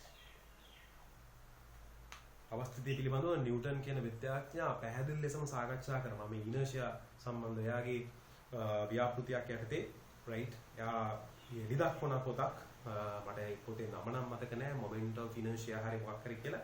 ඒ වගේ පොතක් එලි දක්වනවා. ඒකෙදි තියෙන සම්පූර්ණයෙන්ම මේ අවස්ථිතිය සම්බන්ධව මුලින්ම හොයාගන්න කාරණා. දැන් මේ අපි කතා කරන දේවල් එයා මුලින්ම පරීක්ෂණාත්මකව හොයලා ඉදිරිපත් කරන ලෝකෙට. එතකොටවත් මේ දේවල් පිළි අරගෙන තිබුණේ නැහැ. ඒ වෙනකොට ළමයි ලෝකෙ පිළි අරගෙන තිබුණේ මේ කෙප්ලර් කියන විද්‍යාඥයාගේ ගුරුත්වාකර්ෂණය සම්බන්ධ නියම තුනක් එයා ඉදිරිපත් කරනවා. එයා නියමයන් තුනක් ඉදිරිපත් කරලා තිබුණා. කෙප්ලර් කියන විද්‍යාඥයා. එතකොට යන්නේ ඒ නියමයන් තමයි ලෝකෙ පිළි අරගෙන තිබුණේ. ඒ නියමයන් පදනම් කරගනිමින් අපේ ග්‍රහලෝකයේ ඇතුළේ පෘථුවිය තුල මේ නිව්ටන් නියම ගොඩනගලා අවස්ථිතිය සම්බන්ධව ඔන්න කරුණු ඉදිරිපත් කරනවා අයිසැක් නිව්ටන් කියන විද්‍යාඥයා. හරිද? හොඳයි ළමයි මේ අපි කතා කරන්නේ පැරණි භෞතික විද්‍යාව. හරිද? පැරණි භෞතික විද්‍යාවේදී අපිට හම්බෙන ශ්‍රේෂ්ඨම විද්‍යාඥයා තමයි නිව්ටන් කියන විද්‍යාඥයා. නමුත් අපිට නවීන භෞතික විද්‍යාවට එනකොට අයිසැක් නිව්ටන්ගේ ගොඩාක් නියමයන් බිඳ වැටෙන්න පටන් ගන්නවා. නව භෞතික විද්‍යාවේදී මොඩර්න් ෆිසික්ස් වලදී. එතකොට තමයි ඔය ඇල්බර්ට් අයින්ස්ටයින් කියන විද්‍යාඥයෝ මැක්ස් ප්ලාන්ක් කියන විද්‍යාඥයෝ ඉස්සරහට එන්නේ. ස්ටීවන් හොකින්ස් වගේ විද්‍යාඥයෝ ඉස්සරහට එන්නේ. පැරණි භෞතික විද්‍යාවේදී නිව්ටන් නියම ගැටලුවක් නෑ ළමයි. වළංගු වෙනවා. හැබැයි අපි ඕක පල්ලෙහා අංශු ඉතාමත් කුඩා වෙලා ක්වොන්ටනීකරණයට ලක් වෙනකොට ක්වොන්ටම් ෆිසික්ස් වලට යනකොට අයිසැක් නිව්ටන් කියන මේ විද්‍යාඥයා ඉදිරිපත් කරපු නියමයන් වළංගු නැති වෙන්න පටන් ගන්නවා. හරිද? දැන් මෙයා මේ අතිරේක දැනුමට තමයි කිව්වේ ඒවා අවශ්‍ය වෙන්නේ නැහැ මෙතනට. හරිද? අපි පැරණි භෞතික විද්‍යාව පිළිබඳව මුලින්ම සාකච්ඡා කරන්නේ. මුල ගැන කතා කරලා අපි යම් මොඩර්න් ෆිසික්ස් වලට විශ්වවිද්‍යාලයට ගියාට පස්සේ. හරිද? දැන් මොඩර්න් ෆිසික්ස් වල කියන්නේ බේසික් ටිකකුත් අපි මේ උසස් පෙළදී සාකච්ඡා කරනවා අන්තිම පාඩම් වලදී. හරි. හොඳයි. ওই කාරණාත් ඔළුවේ තියාගන්න ගම. ළමයි අවස්ථිතිය කියන්නේ මොකක්ද? දැන් මේ අවස්ථිතියේ වචනේ දෙනකොට මම කියපු කාරණා ටික බරපතල ඇති නේ. ඒතකොටම තේරෙන්නේ නැති අවස්ථිතිය කියන්නේ ටික බරපතල කතාවක් කියලා. හැබැයි අපි සරලව ඉගෙන ගන්නවා ළමයි අවස්ථිතිය කියන්නේ. අවස්ථිතිය කියලා කියන්නේ ළමයි උදාහරණයක් විදිහට අපි මෙන්න මෙහෙම ගමු. තමයි ඔයගොල්ලෝ දන්නවා අපි විශාල ලොරියක් ගත්තොත් විශාල ලොරියකුයි අපි ගන්නවා කුඩා ත්‍රිවිල් එකක්. ත්‍රිවිල් එක කුඩා තමයි කොහොමත්. ඊට වඩා කුඩා ත්‍රිවිල් නෑ නේද? ත්‍රිවිල් එක කුඩායි කොහොමත්. ලොරියත් එක්ක ගන්නකොට. ඒතර ත්‍රිවිල් එකයි ලොරියයි ගත්තොත් අපි ත්‍රිවිල් එකක් තල්ලු කරන්න යනවා. සාමාන්‍යයෙන් අපි දන්නවා තනියෙන් අපිට ත්‍රිවිල් එකක් තල්ලු කරගන්න පුළුවන්. හරිද? ත්‍රිවිල් එක අපි දන්නවා තනියෙන් හෑන්ඩ් බ්‍රේක් තිබ්බත් කමන්නේ අපිට තනියෙන් පොඩි ඩම්මයක් දාලා තල්ලු කරත් අපි දන්නවා පොඩ ත්‍රිවිල් එක අපිට පොඩ තල්ලු කරගන්න පුළුවන්. හැබැයි තනියෙන් අපිට ලොරියක් තල්ලු කරගන්න පුළුවන්. අපිට තනියෙන් ලොරියක් තල්ලු කරගන්න පුළුවන්. ඔය පරණ කාලේ තිබිච්ච ලොකු ලොරියක් එහෙම ගත්තොත් එහෙම නැත්නම් අපි කන්ටේනර් එකක් කියලා හිතමු. තනියෙන් අපිට කන්ටේනර් එකක් තල්ලු කරගන්න පුළුවන්. බෑනේ ළමයි අපිට ත්‍රිවිල් එකක් බුලා වුණාද කන්ටේනර් එකක් තල්ලු කරගන්න බෑ. පැහැදිලි ලෙසම ගත්තොත් ළමයි මේ වස්තු දෙකේ චලිත වීමට තියෙන කැමැත්ත ගත්තොත් වෙනස්. ත්‍රිවිල් එක යම්කිසි බලයක් බාහිර බලපෑමක් යෙදෙනකොට එයාට තිබිච්ච චලිතයකට තිබෙන අකමැත්තට වඩා කන්ටේනර් එක චලිතයකට තිබිච්ච අකමැත්ත ඉතාමත්ම විශාලයි. ඒකවල ළමයි අයිසැක් නිව්ටන් කියන විද්‍යාඥයා පැහැදිලි කරනවා ඕනම වස්තු පද්ධතියකට තියෙනවා චලිත වීමට අකමැත්තක්. මේ චලිත වීමට දක්වන අකමැත්ත එයා අවස්ථිතිය විදිහට පැහැදිලි කරනවා. පැහැදිලිද? ඕනම වස්තු පද්ධතියකට චලිත වීමට අකමැත්තක් තියෙනවා. මේ අකමැත්ත එයා අවස්ථිතිය ලෙස පැහැදිලි කරනවා. කාරණා පැහැදිලිද ළමයි? right එහෙනම් අපිට පොඩි සටහනක් දාගන්න පුළුවන් මෙන්න මේ විදිහට right ලියා ගන්න පුළුවන් මෙන්න මේ විදිහට ලියාගෙන ඕනෑම වස්තු පද්ධතියක් චලිත වීමට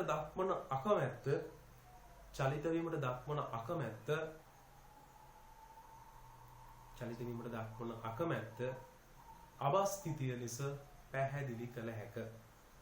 චලිත වීමට දක්වන අකමැත්ත අවස්ථිතිය ලෙස පැහැදිලි කළ හැක. හරි. එතකොට ළමයි දැන් ඔන්න කාරණාව උතනින් තමයි ගොඩ නැගෙන්නේ. අපිට අවස්ථිතිය කියලා පැහැදිලි කරන්න පුළුවන් වස්තුවේ විශාලත්වයේ ස්කන්ධය වැඩි වෙනකොට අපිට තේරෙනවා ලොරිය අපි දන්නවා අපි කතා කරපු කන්ටේනර් එකේ ඇත්තටම වැඩි වෙන්නේ ළමයි පරිමාව නෙමෙයි නේද? මෙන්න ලොකු පරිමාවක් වෙච්ච නිසා නෙමෙයි ළමයි. ඇත්තට මෙයාගේ ස්කන්ධය වැඩි වෙච්ච නිසා තමයි ළමයි මොකද වුනේ? අපිට තල්ලු කරගන්න අපහසු වුනේ. චලිත වෙන්න තිබිච්ච අකමැත්ත වැඩි වුනේ. හැබැයි නම් අපි දෙයක් දන්නවා. ඔය ලොරියක් හරි කන්ටේනර් එකක් හරි කමන්නේ ළමයි අපි මිනිස්සු දෙතුන් දෙනෙක් දාලා දැන් අපි තල්ලු කරා කියලා හිතන්නකො ළමයි. තල්ලු කරන්න මාර අකමැත්තක් තියෙනවා. හැබැයි තල්ලු වේගෙන යනකොට දැන් අපි කොහොමද දැන් තල්ලු කරන්න පටන් ගත්ත කියලා හිතන්නකො මේ ලොරිය කන්ටේනර් එකක් නම් අපිට උදාහරණයක් යන්න බෑ. අපි ලොරියක් ගත්ත කියලා හිතන්නකො දැන් ලොරිය මිනිස්සු 3-4 දෙනෙක් දාලා අමාරුවෙන් තල්ලු කරනවා. එන්න අකමැත්තෙන් මෙයා දැන් තල්ලු වෙන්න පටන් ගන්නවා. දැන් තල්ලු වෙනවා. තල්ලු වෙනකොට තමයි දිගටම තල්ලු කරගෙන යන්න කිසිදු ආකාරයක අපි එතකොට බලයක් යොදන්න ඕනේ නැහැ ළමයි. බලයක් යොදන්න ඕනේ දිගටම තල්ලුව පවත්වාගෙන යන්න. මොකද ඝර්ෂණ බලය තියෙනවනේ දිගටම. හරිද ළමයි? ඝර්ෂණ බලය තියෙන නිසා චලිතය නවතිනවා. ඒ නවතින එක වළක්වන්න දිගටම බලය යොදන්න වෙනවා අපිට. හැබැයි අර කලින් දුන්න තරම් බලයක් යොදන්න ඕනේ නැහැ. ඒ තරම් ඩම් එකක් අපි දාන්න ඕනේ නැහැ. අපිට තේරෙන අඩු බලයක් ඇති වුණා මෙයා දැන් දිගටම තල්ලු කරන් ගියේ. හරිද? ඝර්ෂණ බලය නොතිබුණා නම් කිසිම ප්‍රශ්නයක් නැහැ. දිගටම යනවා. අපි අල්ලන්න ඕනෙත් නැහැ. එයා ඔය දිගටම යනවා. අපි අල්ලන්න ඕනෙත් නැහැ. දිගටම යනවා. මුලින්ම අකමැත්තෙන් තල්ලු කරා. අකමැත්තෙන් තමයි ආ තල්ලු වෙන්න පටන් ගත්තේ. ඊට පස්සේ දැන් දිගටම යනවා. ඝර්ෂණේ නැත්තම් මේ සුමඩ පෘෂ්ඨයක නම් දිගටම යනවා ළමයි. හරි එතකොට අපි කියනවා අන්න ඔයාගේ කතන්දර. ඒ කියන්නේ ඇත්තටම එයාගේ චලිත ස්වභාවය වෙනස් කරන්න අකමැත්තක් දැක්වුවා. චලිත ස්වභාවය වෙනස් කරන්න අකමැත්තද. ඒකතර මේ චලිත ස්වභාවය වෙනස් කිරීමට දක්වන අකමැත්ත තමයි එයාගේ අවස්ථිතිය කියලා කිව්වේ. චලිත ස්වභාවය වෙනස් කිරීමට දක්වන අකමැත්ත. අර උදාහරණයක් විදිහට මෙහෙම ඒකාකාර ප්‍රවේගයෙන් යන වස්තුවක් අපිට එකපාර නිශ්චල කරන්න පුළුවන්ද අපිට එකපාර? බෑ ළමයි. එයා එහෙම කැමති නෑ එකපාර. එයා චලිත ස්වභාවය වෙනස් කරන්න කැමති නෑ. එයා දිගට මේ චලිත ස්වභාවය යන්න කැමති. අනේ එතකොට අපි කියනවා මේ අකමැත්තට අපි අවස්ථිතිය කියලා. පැහැදිලිද? හොඳයි. එතකොටම අපිට දැන් ඔන්න එහෙනම් ওই සටහන ඔය දාගත්තේ ඕගලන්ට පුළුවන් ඕනනම් අර මම කියපේ වල උදාහරණයකුත් ඕනනම් එතනින්ම දාගන්න. හරිද? ලස්සනට ගැලපෙන විදිහට උදාහරණයක් ලියාගන්න. මොකද ළමයි මේක අපි ඉගෙන ගන්නේ ළමයි ස්ව අධ්‍යයනයක් විදිහට. තනියෙන් තමයි මේ ගොඩක් දේවල් අපි අධ්‍යයනය කරන්න ඕනේ. අන්තර්ජාලය පාවිච්චි කරන්න, ගොඩක් දේවල් හොයාගන්න. ඒ නිසා මේ නෝට් එකේ සමහර කරුණු Tamanට තනියෙන් දාගන්න පුළුවන් ළමයි. හරිද? බැරි කමක් නැහැ. හොඳයි. අපි මේ මට්ටමට තමයි ඔයගොල්ලෝ ගේන්න උත්සාහ කරන්නේ. ඊළඟට තමයි අපි සාකච්ඡා කරනවා මෙන්න මේ විදිහට. ස්කන්ධය ගැන අපි ඔතනදී කිව්වනේ. ස්කන්ධය වැඩි වෙනකොට ඔය චලිතයට දක්වන අකමැත්ත, චලිත ස්වභාවය වෙනස් කරන්න තියෙන අකමැත්ත වෙනස් වෙනවා කියලා අපි කිව්වා ළමයි නේ. රයිට්. ඒ කියන්නේ ළමයි පැහැදිලි ලෙසම ගත්තොත් අපිට ලියන්න පුළුවන් ස්කන්ධය කියලා කියන්නේ අවස්ථිතියේ හොඳ මිනුමක්. එහෙනම් සටහනක් දාගන්න පුළුවන් අපිට ස්කන්ධය යනු අවස්ථිතියේ මිනුමක් ලෙස සැලකිය හැක. ස්කන්ධය යනු අවස්ථිතියේ මිනුමක් ලෙස සැලකිය හැක. හරිද? ඒ කියන්නේ වස්තුවක චලිත වීමට දක්වන අකමැත්ත අපිට සංඛ්‍යාත්මකව ප්‍රකාශ කරන්න පුළුවන් එයාගේ ස්කන්ධය ඇසුරින්. ස්කන්ධය වැඩි නම් චලිත වීමට දක්වන අකමැත්තත් මොකද වෙන්නේ? ඊබේම වැඩි වෙනවා ළමයි. පැහැදිලිද? අවස්ථිතිය හොඳ මිනුමක් තමයි ස්කන්ධය කියන්නේ. right. එහෙනම් ස්කන්ධය එකක අපි දන්නවනේ කිලෝග්‍රෑම් නේද? right. කිලෝග්‍රෑම් කිව්වහම ඔන්න ඔතන පොඩි ප්‍රශ්නයක් තියෙනවා. මානවලදී අපි කතා කරනවා කිලෝ කියලා කියන්නේ උපසර්ගයක් නේ. කිලෝ උපසර්ගයක්. ග්‍රෑම් ඒකකේ වෙන්න ඕනේ. නමුත් අපි සම්මතව පිළිගන්න ඒකකේ කිලෝග්‍රෑම්. උපසර්ගයට ඒකකේ වැඩි වෙලා එන එක තමයි අපි සම්මත ඒකය කියලා ගන්න. උපසර්ගයත් එකතු වෙලා දෙන එක ඇස්සේ. හරි. ඒක නිකන් කිව්වා කිලෝග්‍රෑම්. ස්කන්ධ ඒකකේ නම් කිලෝග්‍රෑම් කියලා ගන්න පුළුවන්. right. දැන් අපි ස්කන්ධය ගැන කතා කරා. ස්කන්ධය කියලා කියන්නේ එහෙනම් ළමයි අවස්ථිතියේ හොඳ මිනුමක් කිව්වනේ. එහෙම කිව්වා. right. එතකොට ළමයි ඔය අතරම ළමයි ස්කන්ධය ගැන පොඩ්ඩක් කතා කරොත් ස්කන්ධය වලට දැන් මම ෂෝට් නෝට් එකක් දාගන්න ළමයි ස්කන්ධයක් අපිට පුළුවන් කොටස් දෙකකට දාගන්න. හරිද? අපි අධ්‍යයනය කරනවා පැරණි භෞතික විද්‍යාවේ ස්කන්ධය අපිට දකින්න පුළුවන් නිව්ටන් දැකපු විදිහට අවස්ථිතික ස්කන්ධය ලෙස. හරිද? අපිට නිව්ටන් දැකපු විදිහටම දකින්න පුළුවන් අවස්ථිතික ස්කන්ධය කියලා. තව පැත්තකින් අපිට මේ කෙප්ලර් කියන විද්‍යාඥයෙක් තුලා හදපු ගුරුත්වාකර්ෂණ නියමය යටතේ අපිට දාගන්න පුළුවන් ගුරුත්වජ ස්කන්ධය කියලා එකක් දාගන්න පුළුවන්. ගුරුත්වජ ස්කන්ධය. ඒතර ඕනම වස්තුවක අවස්ථිතික ස්කන්ධය කියලා අර්ථ දැක්වීමකුත් තියෙනවා. ඒ වගේම ගුරුත්වජ ස්කන්ධය කියලා අර්ථ දැක්වීමකුත් තියෙනවා. එතකොට ළමයි මේක මුල් කාලේදී යම්කිසි ගැටලු වලට මුල් වෙච්ච කාරණාවක් ළමයි. ස්කන්ධයට අර්ථ දැක්වීම දෙකක් තියෙනවා. මොකක්ද මේ අවස්ථිතික ස්කන්ධය කියලා කියන්නේ? අවස්ථිතික ස්කන්ධය කියලා කියන්නේ ළමයි අපි යම්කිසි නිශ්චල පද්ධතියක් ගත්ත කියලා හිතන්නකො. පද්ධතිය නිශ්චලයි. වස්තුවක් තියෙනවා මේ ස්කන්ධය M වෙච්ච.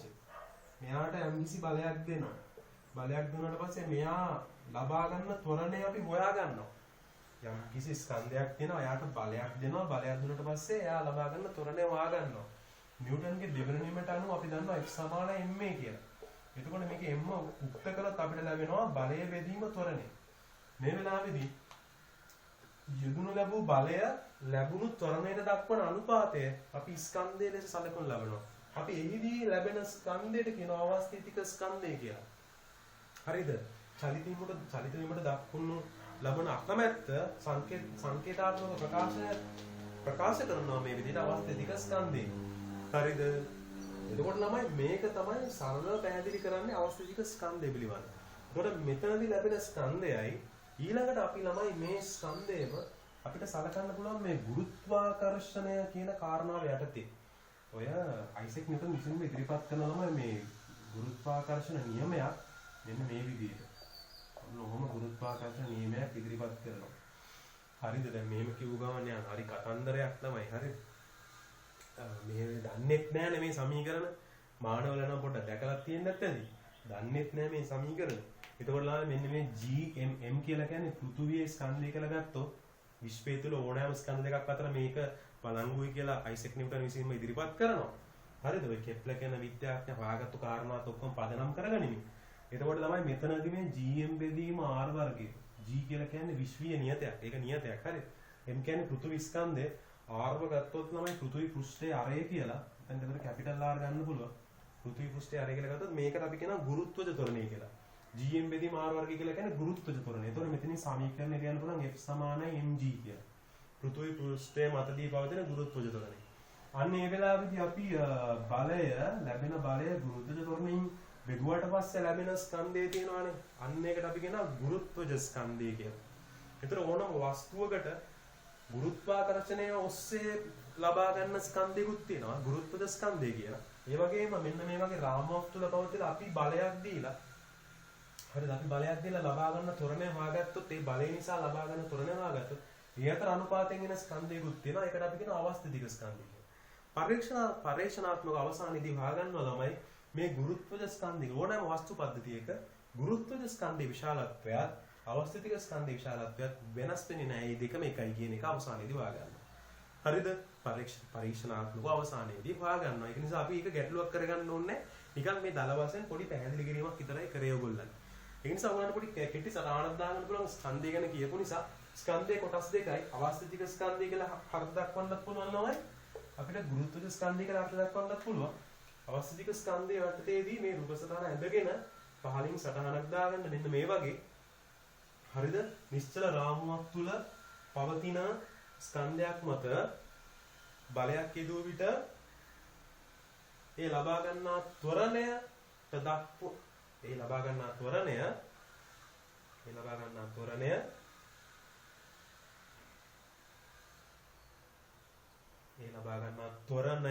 right ඒ ලබා ගන්නා ත්වරණයට බලය දක්වන අනුපාතය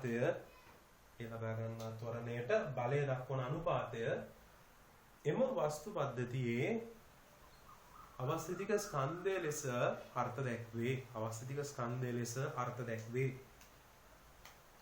හොඳයි. ඊට පස්සේ අහගත්තේ ගුරුත්වජ ස්කන්ධය සටහන යටතේ ටිකක් ඕන මේ වගේ සටහනක් දාගන්න පුළුවන්.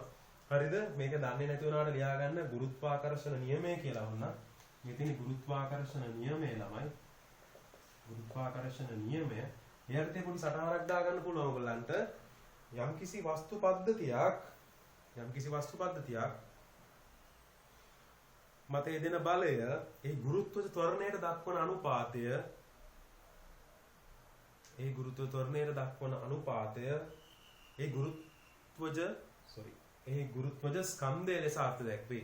ඒ ගුරුත්වජ ස්කන්ධය ලෙස අර්ථ දැක්වේ.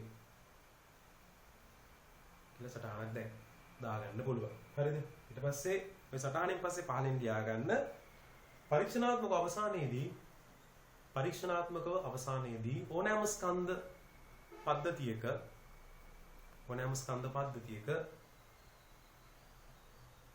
අවස්ථිතික ස්කන්ධයේ විශාලත්වයත් ගුරුත්වජ ස්කන්ධයේ විශාලත්වයත් එකම බව ඔප්පු කරන ලදී. ඒක නිසා අපිට ගැටලුවක් නැත. පැහැදිලිද? ඒ නිසා අපිට ගැටලුවක් නැහැ. හොඳයි. දැන් එහෙනම් ළමයි ගැටලුවක් නැත්නම් ගැටලු කරගන්නත් එපා. මේ පිළිබඳව හොයලා බලන්න පුළුවන්. හරිද? හොයලා බලලා අපිට නිව්ටන්ගේ නියම වෙනස් කරන්න පුළුවන් නම් තව නියමයක් එකතු කරගන්න පුළුවන් නම් කල්පනා කරලා බලන්න. හරිද? එහෙනම් අපිට ඔය ඉන්න තැනට වඩා තව උඩට යන්න පුළුවන් ළමයි. හරිද?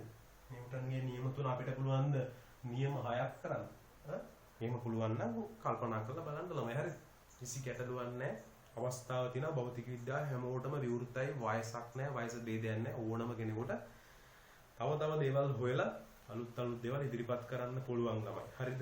ඒකට දේශපාලනය ගැහුණාම සමහර විට අපේ ගමන නතර වෙන්න පුළුවන්. නමුත් භෞතික විද්‍යාවෙත් අපිට පුළුවන් ළමයි ඉස්සරහට යන්න.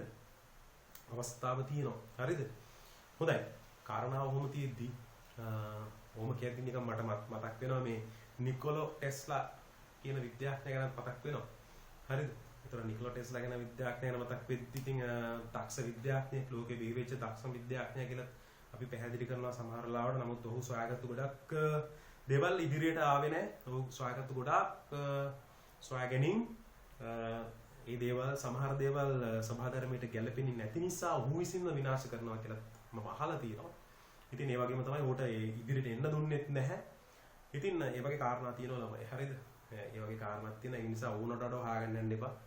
ඒක සමහර ලාවට අපි දන්නවා පන්ති ඇතුළේ වුණත් අපිට මේ ඕනට ටික දක්ෂ වෙනකොට අපිට ලැබෙන ඊර්ෂ්‍යාව right අපිට ලැබෙන බාහිර බලපෑම වැඩි.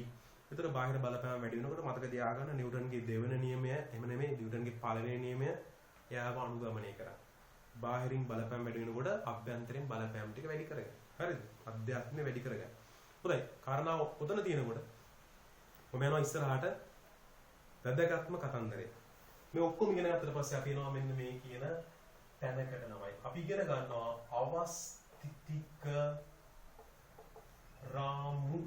අවස්ථිතික රාමු සහ අවස්ථිතික නොවන රාමුව. right. ඔන්න ළමයි වැදගත් තැනකට ආවා.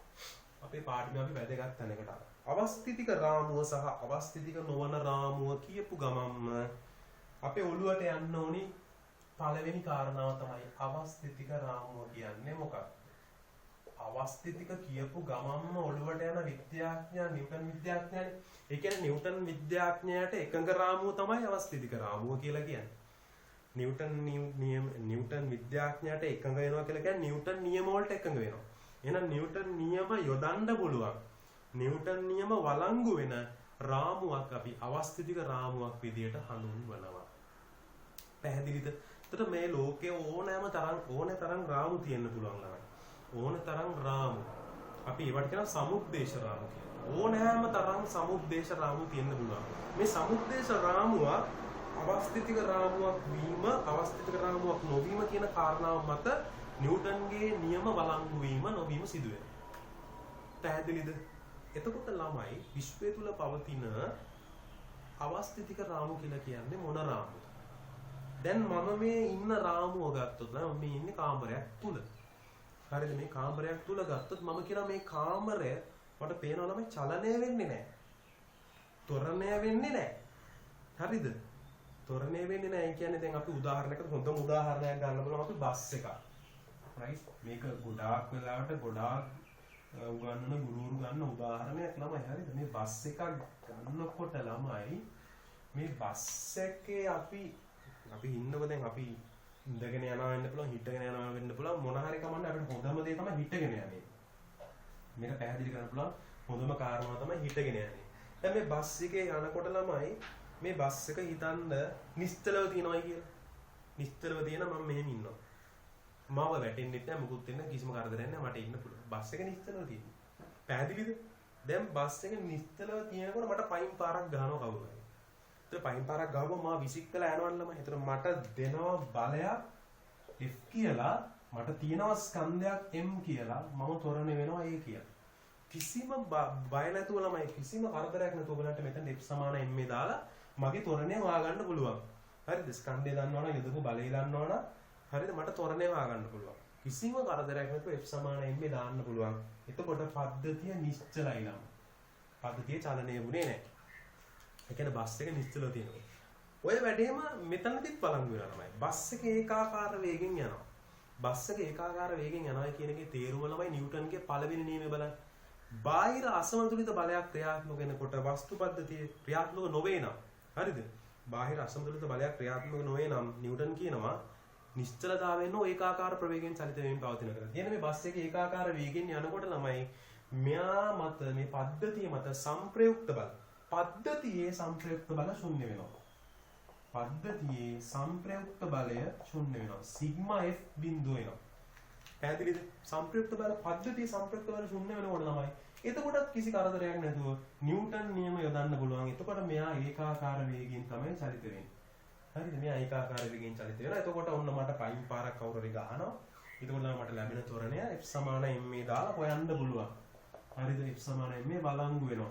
ඒ කියන්නේ තමයි u = බිඳුව අවස්ථාවේදී right u = බිඳුව අවස්ථාවේදී u = බිඳුව නොවන අවස්ථාවේදී කිසිම කරදරයක් නැතුව ළමයි F = ma බලංගු වෙනවා කියලා කියන්න පුළුවන්. එහෙනම් අපිට ලියන්න පුළුවන් right අවස්ථිතික රාමුවක් කියලා කියන්නේ පද්ධතිය නිව්ටන්ගේ පළවෙනි නියමය අනුගමනය කරනවා. පද්ධතිය නිව්ටන්ගේ පළවෙනි නියමය අනුගමනය කරනවා. නේද? ඒ කියන්නේ බාහිර අසමතුලිත පද්ධතිය මත නැහැ. පද්ධතියේ මේ රාමුවට බාහිර අසමතුලිත බල නැහැ. එහෙනම් අපි කියනවා යම් කිසි රාමුවක් ත්වරණය නොවන්නේ නම් ත්වරණය වෙන්නේ නැහැ නේ කියන්නේ යම් කිසි රාමුවක් ත්වරණය නොවන්නේ නම් එම රාමුව අවස්ථිතික රාමුවක් ලෙස හඳුන්වනු ලැබේ. එතකොට බස් එක අපි කියනවා අවස්ථිතික රාමුවක් කියලා මේ වෙලාවේ. හරිද? මේ වෙලාවේදී ඒතර ඇතුලේ තියෙන ඕනම වස්තුවකට නිව්ටන් නියම වළංගු වෙනවා. කිසි කරදරයක් නැහැ. පැහැදිලිද? කාරණාව right. ඊට පස්සේ අපි තව ටිකක් ඉස්සරහට යනවා ළමයි. දැන් බස් එක ත්වරණය වෙනවා. දැන් කාරණාව මෙහෙම වෙනකොට ළමයි ත්වරණය වෙනවා කියලා කියන්නේ මේ පද්ධතිය මේ රාමුවට සංප්‍රයුක්ත බලය ශුන්‍ය වෙන්නේ නැහැ. බාහිර අසමතුලිත බලයක් තියෙනවා. ඒ කියන්නේ එලියම් බලයක් යෙදෙනවා. එලියම් බලයක් යෙදෙනවා කියන්නේ අපි හිතමු එන්ජින් එක උන වැඩි බලයකින් දැන් ක්‍රියාත්මක කරන බස් එක ඉස්සරහට යනවා. එන්ජින් එක විතර දිනන බස් එක දැන් එන්න වේගෙන් නෙවෙයි ත්වරණය වෙමින් ඉස්සරහට යනවා. එන්ජින් එක දැන් උන දෙනවා බලයක්. ඒ බලයක් යෙදෙනකොට ළමයි දැන් මම බස් එකේ මට ඉන්න පුළුවන්ද මෙහෙම හිටගෙන දැන් අර කලින් අවස්ථා දෙකේදීම හිටන් ඉන්න පුළුවන්නේ. ඒ කියන්නේ මම නිශ්චල දිනකොටත් බස් එකේ හිටන් ඉන්න පුළුවන් කිසි කරදරයක් නැහැ. හරිද? බස් එකේ ඒකාකාර වේගෙන් යනකොට මට බස් එකේ හිටන් ඉන්න පුළුවන් කිසි කරදරයක් නැහැ. හරිද? හදිස්සියවත් අපි දන්නවා එකපාර නිකන් ගස්සලා ගත්තොත් බස් එකේ එන්ජින් එක වේගය වැඩි කරලා මොකක් හරි ප්‍රයිවට් බස් එකක් ඕවර්ටේක් කරන්න නම් මේ ලංගම් බස් එක කියන්නේ අපි දන්න එකපාර මොකද වෙන්නේ අපි පස්සට විසික් වෙලා යනවානේ. පිටිපස්සට අපි විස් වෙලා යනවා එකපාර. එහෙම නැත්නම් එකපාර මේ බස් එක බ්‍රේක් කරොත් අපි දන්නවා අපි ඉස්සරහට විස් වෙලා යනවා. ඒ කාරණාව එතනදී සිදුවේ. මේ එතකොට තමයි මේ පද්ධතිය මත බාහිර බලයක් යෙදෙනවා. බාහිර අසමතුලිත බලයක් යෙදෙනවා. විදිච්ච ගමන් ළමයි නොදැනුවත්වම අපි දැන් මේ නිශ්චලව හිටපු අපිව කිසිම දෙයක් මට කවුරුත් පයින් ගැහුවේ නැහැ නේ ළමයි. කවුරුත් මට පයින් ගැහුවේ නැහැ. එකපාරම ආව ඉස්සරහට විසිනවා, පස්සට විසිනවා, ඔය වගේ දේවල් වෙනවා. මම කියන කාරණා පැහැදිලිද? එතකොට ළමයි පද්ධතියෙන් මෙයාට යම්කිසි බලපෑමක් ඇති කරනවා. පද්ධතිය නිදහසේ ඉන්නේ මේ මට මේ වස්නේ මනුස්සයාට බලපෑමක් ඇති කරනවා. එතකොට ළමයි අපි මේ බලයක් යදුවා. එතකොට ලැබිච්ච ත්වරණය කියලා අරගෙන F = ma දැම්මොත් සම්පූර්ණයෙන්ම වැරදි. එතකොට ළමයි අපි කියනවා මේ මනුස්සයාට අමතරව තව F note එකකුත් මෙතනදී ඇති වෙලා තියෙනවා. එතකොට අපි මේ F එකක් දාගෙන F = ma දාගෙන ගාන දාගන්න කිව්වොත් ගාන ටිකක් කතන්දරයක් වෙනවා ළමයි. පැහැදිලිද ගාන කතන්දරයක් වෙනවා. එතකොට වැරදි F සමාන m යොදන්න බෑ. මොකද පද්ධතිය ත්වරණය වෙන නිසා පද්ධතිය මගනුත් මේ මිනිසයාට යම් කිසි බලයක් ඇති කරනවා. පැහැදිලිද? ඒක නිසා තමයි අපි කියන්නේ ත්වරණය වන රාමුව වලට නිව්ටන්ගේ නියම වළංගු වෙන්නේ නැහැ කියලා. එතකොට අපි එවැනි රාමුවකට කියනවා අවස්ථිතික නොවන රාමුව. දැන් මෙවැනි රාමුවකට අපි කියන්නේ අවස්ථිතික නොවන රාමු. දැන් ඔයගලන්ට කෙටි සටහනක් දාගන්න පුළුවන් වෙදින් නේද? පළවෙනි අවස්ථාවේදී ඔයගලන්ට ලියන්න පුළුවන් අවස්ථිතික රාමුව කියලා කියන්නේ මොකක්ද කියලා. අවස්ථිතික රාමුව යටතේ සටහන් කරගන්න මෙන්න මේ විදිහට යම්කිසි සමුද්දේශ රාමුවක්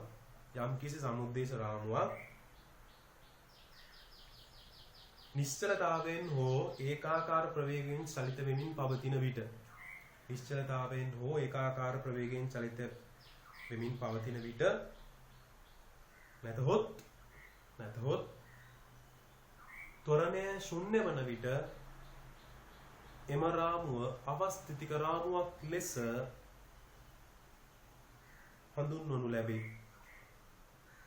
රාමුව අවස්ථිතික රාමුවක් ලෙස හඳුන්වනු ලැබේ. එවිට එවැනි අවස්ථිතික රාමුවක් තුල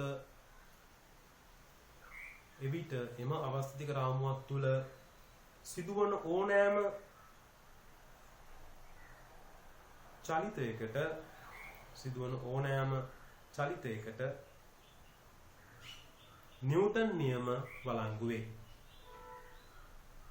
නිව්ටන් නියම වළංගු වේ. right? ඊපස්සේ ලියා ගන්න උදාහරණයක් ලෙස ඒකාකාර ප්‍රවේගයෙන් ගමන් කරන බස් රථයක් තුල ගමන් කරන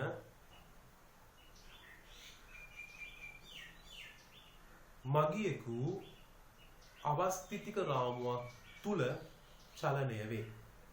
අවස්ථිතික රාමුවක් තුල චලනය වේ.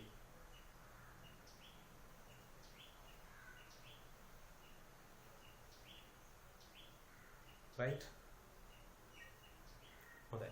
ඒ වගේම ලියා ගන්න පුළුවන් ඔයගොල්ලන්ට එලෙසම ඒකටම ලියා ගන්න ළමයි. එලෙසම බසයෙන් ඉවත පොළොව මත සිටින මිනිසා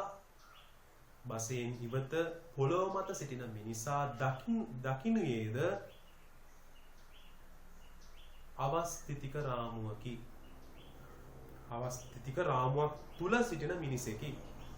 රාමුවක් තුල සිටින මිනිසෙකි. හරිද? ඒක වෙලාමයි දැන් බස් එකේ එළියෙන් ඉන්න මිනිස්සෙක් ගත්තොත් පළවෙනි අවස්ථාවට සම්ප්‍රේක්ෂ බිඳුවයි ඒ කියන්නේ මෙතන ඒකාකාර ප්‍රවේගයක් එහෙම නැත්නම් බිඳුවක් තමයි ගන්න පුළුවන් අවස්ථාවනේ.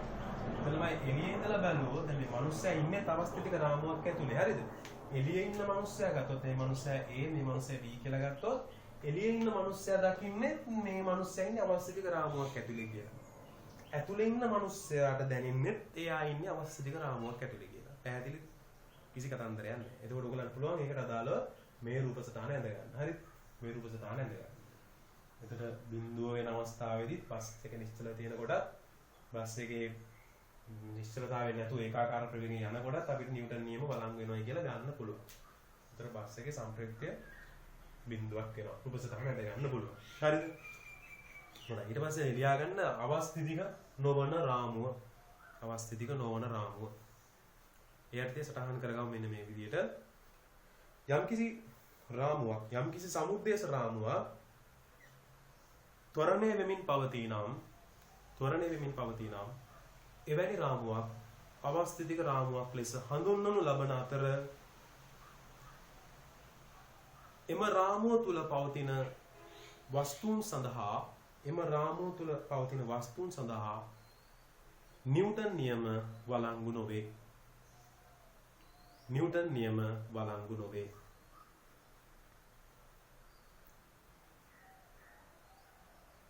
නියම වළංගු නොවේ.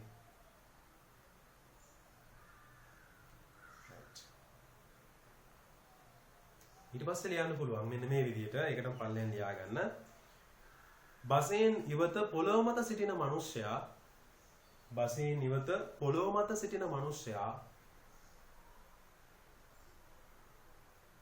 බසෙන් ඉවත පොළොව මත සිටින මිනිසයා බසය තුල මිනිස්සයා දෙස පමණක් අවධානය යොමු කළ විට බසය තුල පවතින මිනිස්සයා දෙස පමණක් අවධානය යොමු කළ විට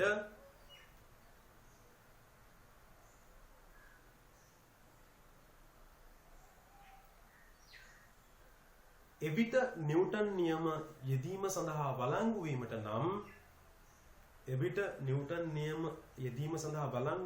නම් පොළව මත සිටින මිනිස්යාගේ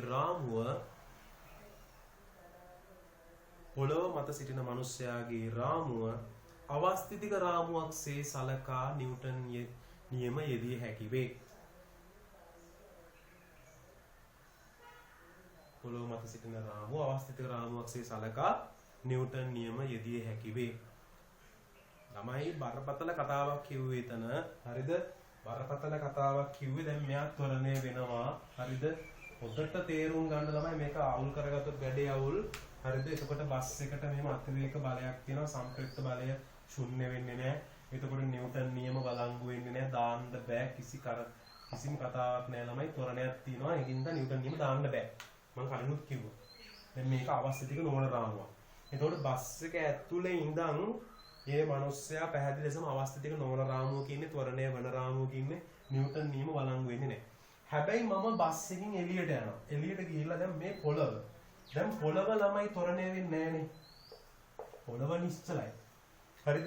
පොළව ගැන පස්සේ සාකච්ඡා කරමු අපි. පොළව නිශ්චලයි කියලා අපිට ගන්න පුළුවන්. සාපේක්ෂව පොළව නිශ්චලයි කියලා ගන්න පුළුවන්. ඒතකොට ළමයි පොළව අපි ඉන්නේ පොළවේ ඉන්න මිනිස්සයා ඉන්නේ නිශ්චල රාමුවක. නිශ්චල රාමුවක් කියලා කිව්ව ගාම ඔලුවට යනවා ඒක අවස්ථිතික රාමුවක්. එතකොට මේ B මිනිස්සයා ඒ මිනිස්සයා දිහා දකින්නේ මෙන්න මේ විදිහට. දැන් අපි B මිනිස්සයා ඒ මිනිස්සයා දිහා දකින විදිහ අපි හිතමු මෙන්න මේක. ඒ මිනිස්සයා මෙන්න මේ විදිහට ත්වරණය වෙනවා දකිනවා. බස් එක අමතක කරනවා. දැන් බස් එක කියන රාමුව අමතක කරනවා. පොළව කියන රාමුව තමයි අපි හිතන්නේ. හරි පොළව කියන රාමුවට ගමු. මේ මිනිස්සයා යම්කිසි බලයක් හේතු කොටගෙන ඉදිරියට ත්වරණය වෙනවා අපි දකිනවා. දැන් මේ වෙලාවට අපිට පුළුවන් මෙයාට නිව්ටන් නියම යොදන්න.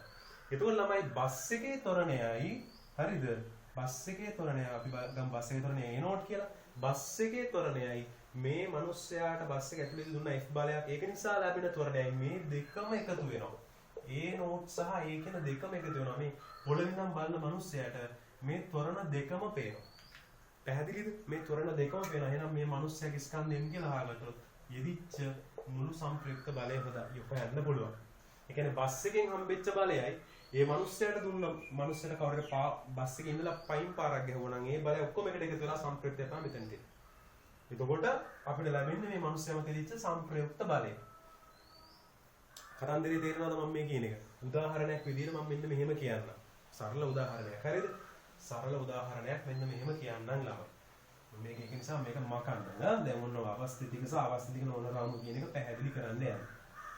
උදාහරණයක් විදිහට ගත්තොත් ළමයි දැන් ඔන්න ළමයි මෙතන බස් එකක් යනවා. හරිද? බස් එකක් යනවා 5යි ms ඍණ 2ක ත්වරණයකින්. මෙතන මිනිස්සෙක් ඉන්නවා මෙතන තව මිනිස්සෙක් ඉන්නවා. හරිද? මේ මිනිස්සයා A මේ මිනිස්සයා B. දැන් Aට B පේන විදිහට ගත්තොත් A ත්වරණය වෙනවා B ත්වරණය වෙනවා බස් එක ඇතුලේ දෙන්නම ත්වරණය වෙනවා.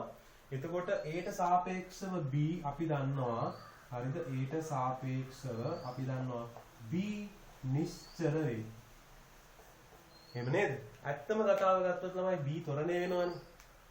නේ? ඇත්තම කතාව ගත්තොත් B ත්වරණය වෙනවා. හැබැයි අපි Aට සාපේක්ෂව ගත්තොත් B ත්වරණය වෙන්නේ නැහැ. මොකද A ත්වරණය වෙන නිසා.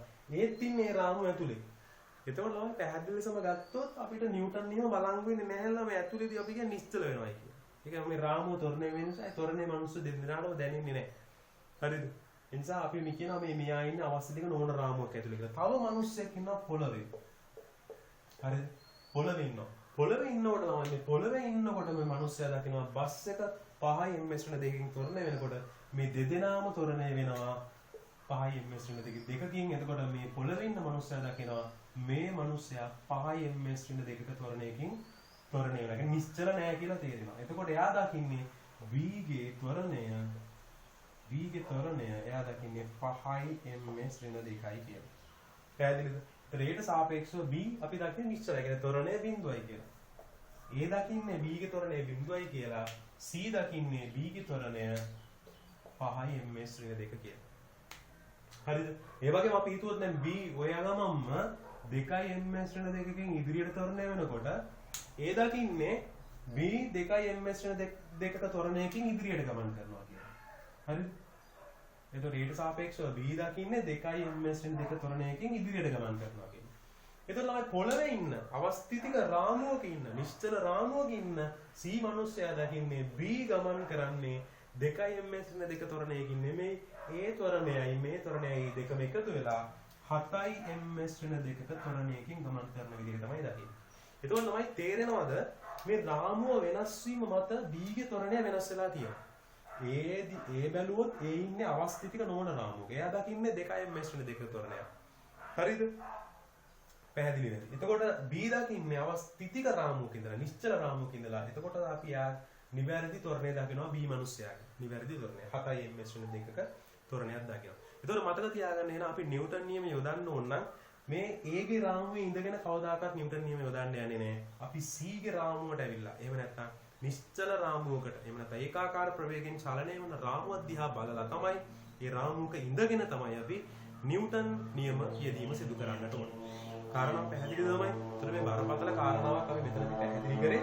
ඔයගලන්ට පුළුවන් අර මම කලින් කිව්වා වගේ මේක සවිස්තරාත්මකව පැහැදිලි කරපු එක ෂෝට් නෝට් එකක් විදිහට දාගන්න. මේක උදාහරණයක් විදිහට ඔයගලන්ට පැහැදිලි කරගන්න පුළුවන්. අවස්ථිතික රාමුව සහ අවස්ථිතික නොවන රාමුව පැහැදිලි කරගන්න. හරිද? එහෙනම් C ඉන්නේ පැහැදිලි ලෙසම අවස්ථිතික රාමුවක. C ඉන්නේ අවස්ථිතික රාමුවක. ඒතකොට ළමයි A කියන කෙනා ඉන්නේ පැහැදිලි ලෙසම අවස්ථිතික නොවන රාමුවක. ඒ කියන්නේ මෙයා ත්වරණය වෙන ඒ රාමුව. පොළොවට ත්වරණයක් නැති නිසා අපි ගන්නවා ඒක අවස්ථිතික රාමුවක් කියලා. හරි. හොඳයි එතකොට ඒ අතරෙම ඔන්න දැන් පොඩි කතන්දරයක් වෙන දැන් පොළොව ගැන කතා කරපු නිසා ළමයි ඇත්තටම ගත්තොත් ළමයි පොළොව ගැන කතා කරොත් පොළොව මෙන්න මේ විදිහට තම අක්ෂය වටා මොකද වෙන්නේ ළමයි? යා භ්‍රමණය වෙනවා. තම අක්ෂය වටා දිගින් දිගට මොකද වෙන්නේ? යා භ්‍රමණය වෙනවා. එතකොට අපි කියන හැම භ්‍රමණය වෙනකොට හැම වෙලාවෙම පොළවේ වස්තුවක් තිබ්බොත් එයාගේ දිශාව ප්‍රවේග දිශාව නිරන්තරයෙන් වෙනස් වෙනවා. ප්‍රවේග දිශාව වෙනස් වෙනවා කියලා කියන්නේ අපි කියනවා එතන ත්වරණයක් තියෙනවා කියලා. එහෙම බැලුවොත් ළමයි මේ භ්‍රමණය වෙන වස්තුවක් ගත්තොත් ඇත්තටම මේගොල්ලෝ ත්වරණය වන රාමු විදිහට තමයි සලකන්නට ඕනේ. පැහැදිලිද?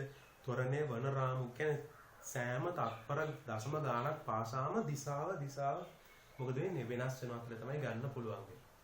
එතකොට ළමයි නමුත් අපි සාමාන්‍යයෙන් අපි මේ පොළවේ තුල පවතින සාමාන්‍ය ගණනය කිරීම වලදී පොළව අපිට අවස්ථිතික රාමුවක්සේ සලකන්න පුළුවන්. මොකද ගොඩක් වෙලාවට මෙන්න මේ තරම් අපි දකින විදිහට දිශා වෙනස් වීමක් සිදු වෙන්නේ නැහැ. හරිද? මේ අපි දකින්නේ ඉතා විශාල වෙනසක් නේ. පොදු කෝණයක් තමයි පෘථිවිය. හරිද? අපි ඒක නිසා සාමාන්‍යයෙන් අපි ගන්නවා පොළව ත්වරණය නොවන රාමුවක්සේ සලකනවා. ත්වරණය නොවන අවස්ථිතික රාමුවක්සේ සලකලා නිව්ටන් නියම යොදනවා.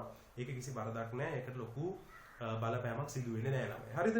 ඔය සාමාන්‍යයෙන් අපිට මේ විශ්වය තුල පවතින ඔය ඈත පවතින ඒකාකාර ප්‍රවේගයෙන් පවතින එහෙම නැත්නම් නිශ්චල පවතින ග්‍රාහක වස්තු ගොඩක් වෙලාවට ඒකාකාර ප්‍රවේගයෙන් ගමන් කරමින් පවතින අවකාශය තුල ඒ ග්‍රාහක වස්තුන් අපිට ගන්න පුළුවන් අවස්ථිතික රාමුන් විදිහට. ඒගොල්ලෝ ත්වරණය වෙන දිගින් දිගටම එකම සරල රේඛාව දිගින් දිගටම ඒකාකාර ප්‍රවේගයෙන් චලනය වෙමින් පවතිනවා. අනෙවැනි දේවල් අපිට ගන්න පුළුවන් එවැනි වස්තුන් ග්‍රාහක වස්තුන් අවස්ථිතික රාමුන් විදිහට සලකන්නට හැකියාව තියෙනවා. පැහැදිලිද? හොඳයි. ওই කාරණාව තමයි මෙතනදී පැහැදිලි කරන්නට අවශ්‍ය උනේ. දැන් එහෙනම් මම මේ කාලය මෙතනින් අවසන් කරනවා ළමයි මගේ දෙවෙනි වීඩියෝ එක. රයිට්. ඔගොල්ලෝ සටහනක් දාගන්න නැති. දැන් මෙතනින් පස්සේ ළමයි මේ බරපතල කාරණාව අතරින් තියලා මම මේ අවසන් වෙනකොටම පොඩි ගණනය කිරීම කිහිපයක් දෙන්නම් ළමයි. නිව්ටන් නියම සම්බන්ධව කාරණා කරපු නිසා පොඩි ගණනය කිරීම කිහිපයක් මම මේ වීඩියෝ එක අවසානයේදී දෙන්න. ඒ ටික ඔයගොල්ලෝ හෝම්වර්ක් එකක් විදිහට හදන්න. මම ඊළඟ වීඩියෝ සටහනේදී මේ ගණන් ටික සාකච්ඡා කරලා තමයි ඊළඟ කොටසට යන්නට උත්සාහ කරන්නේ. හරිද? එහෙනම් මම මේ වීඩියෝ එකනොත් සමු ගන්නවා. අපි නැවත හමු වෙමු.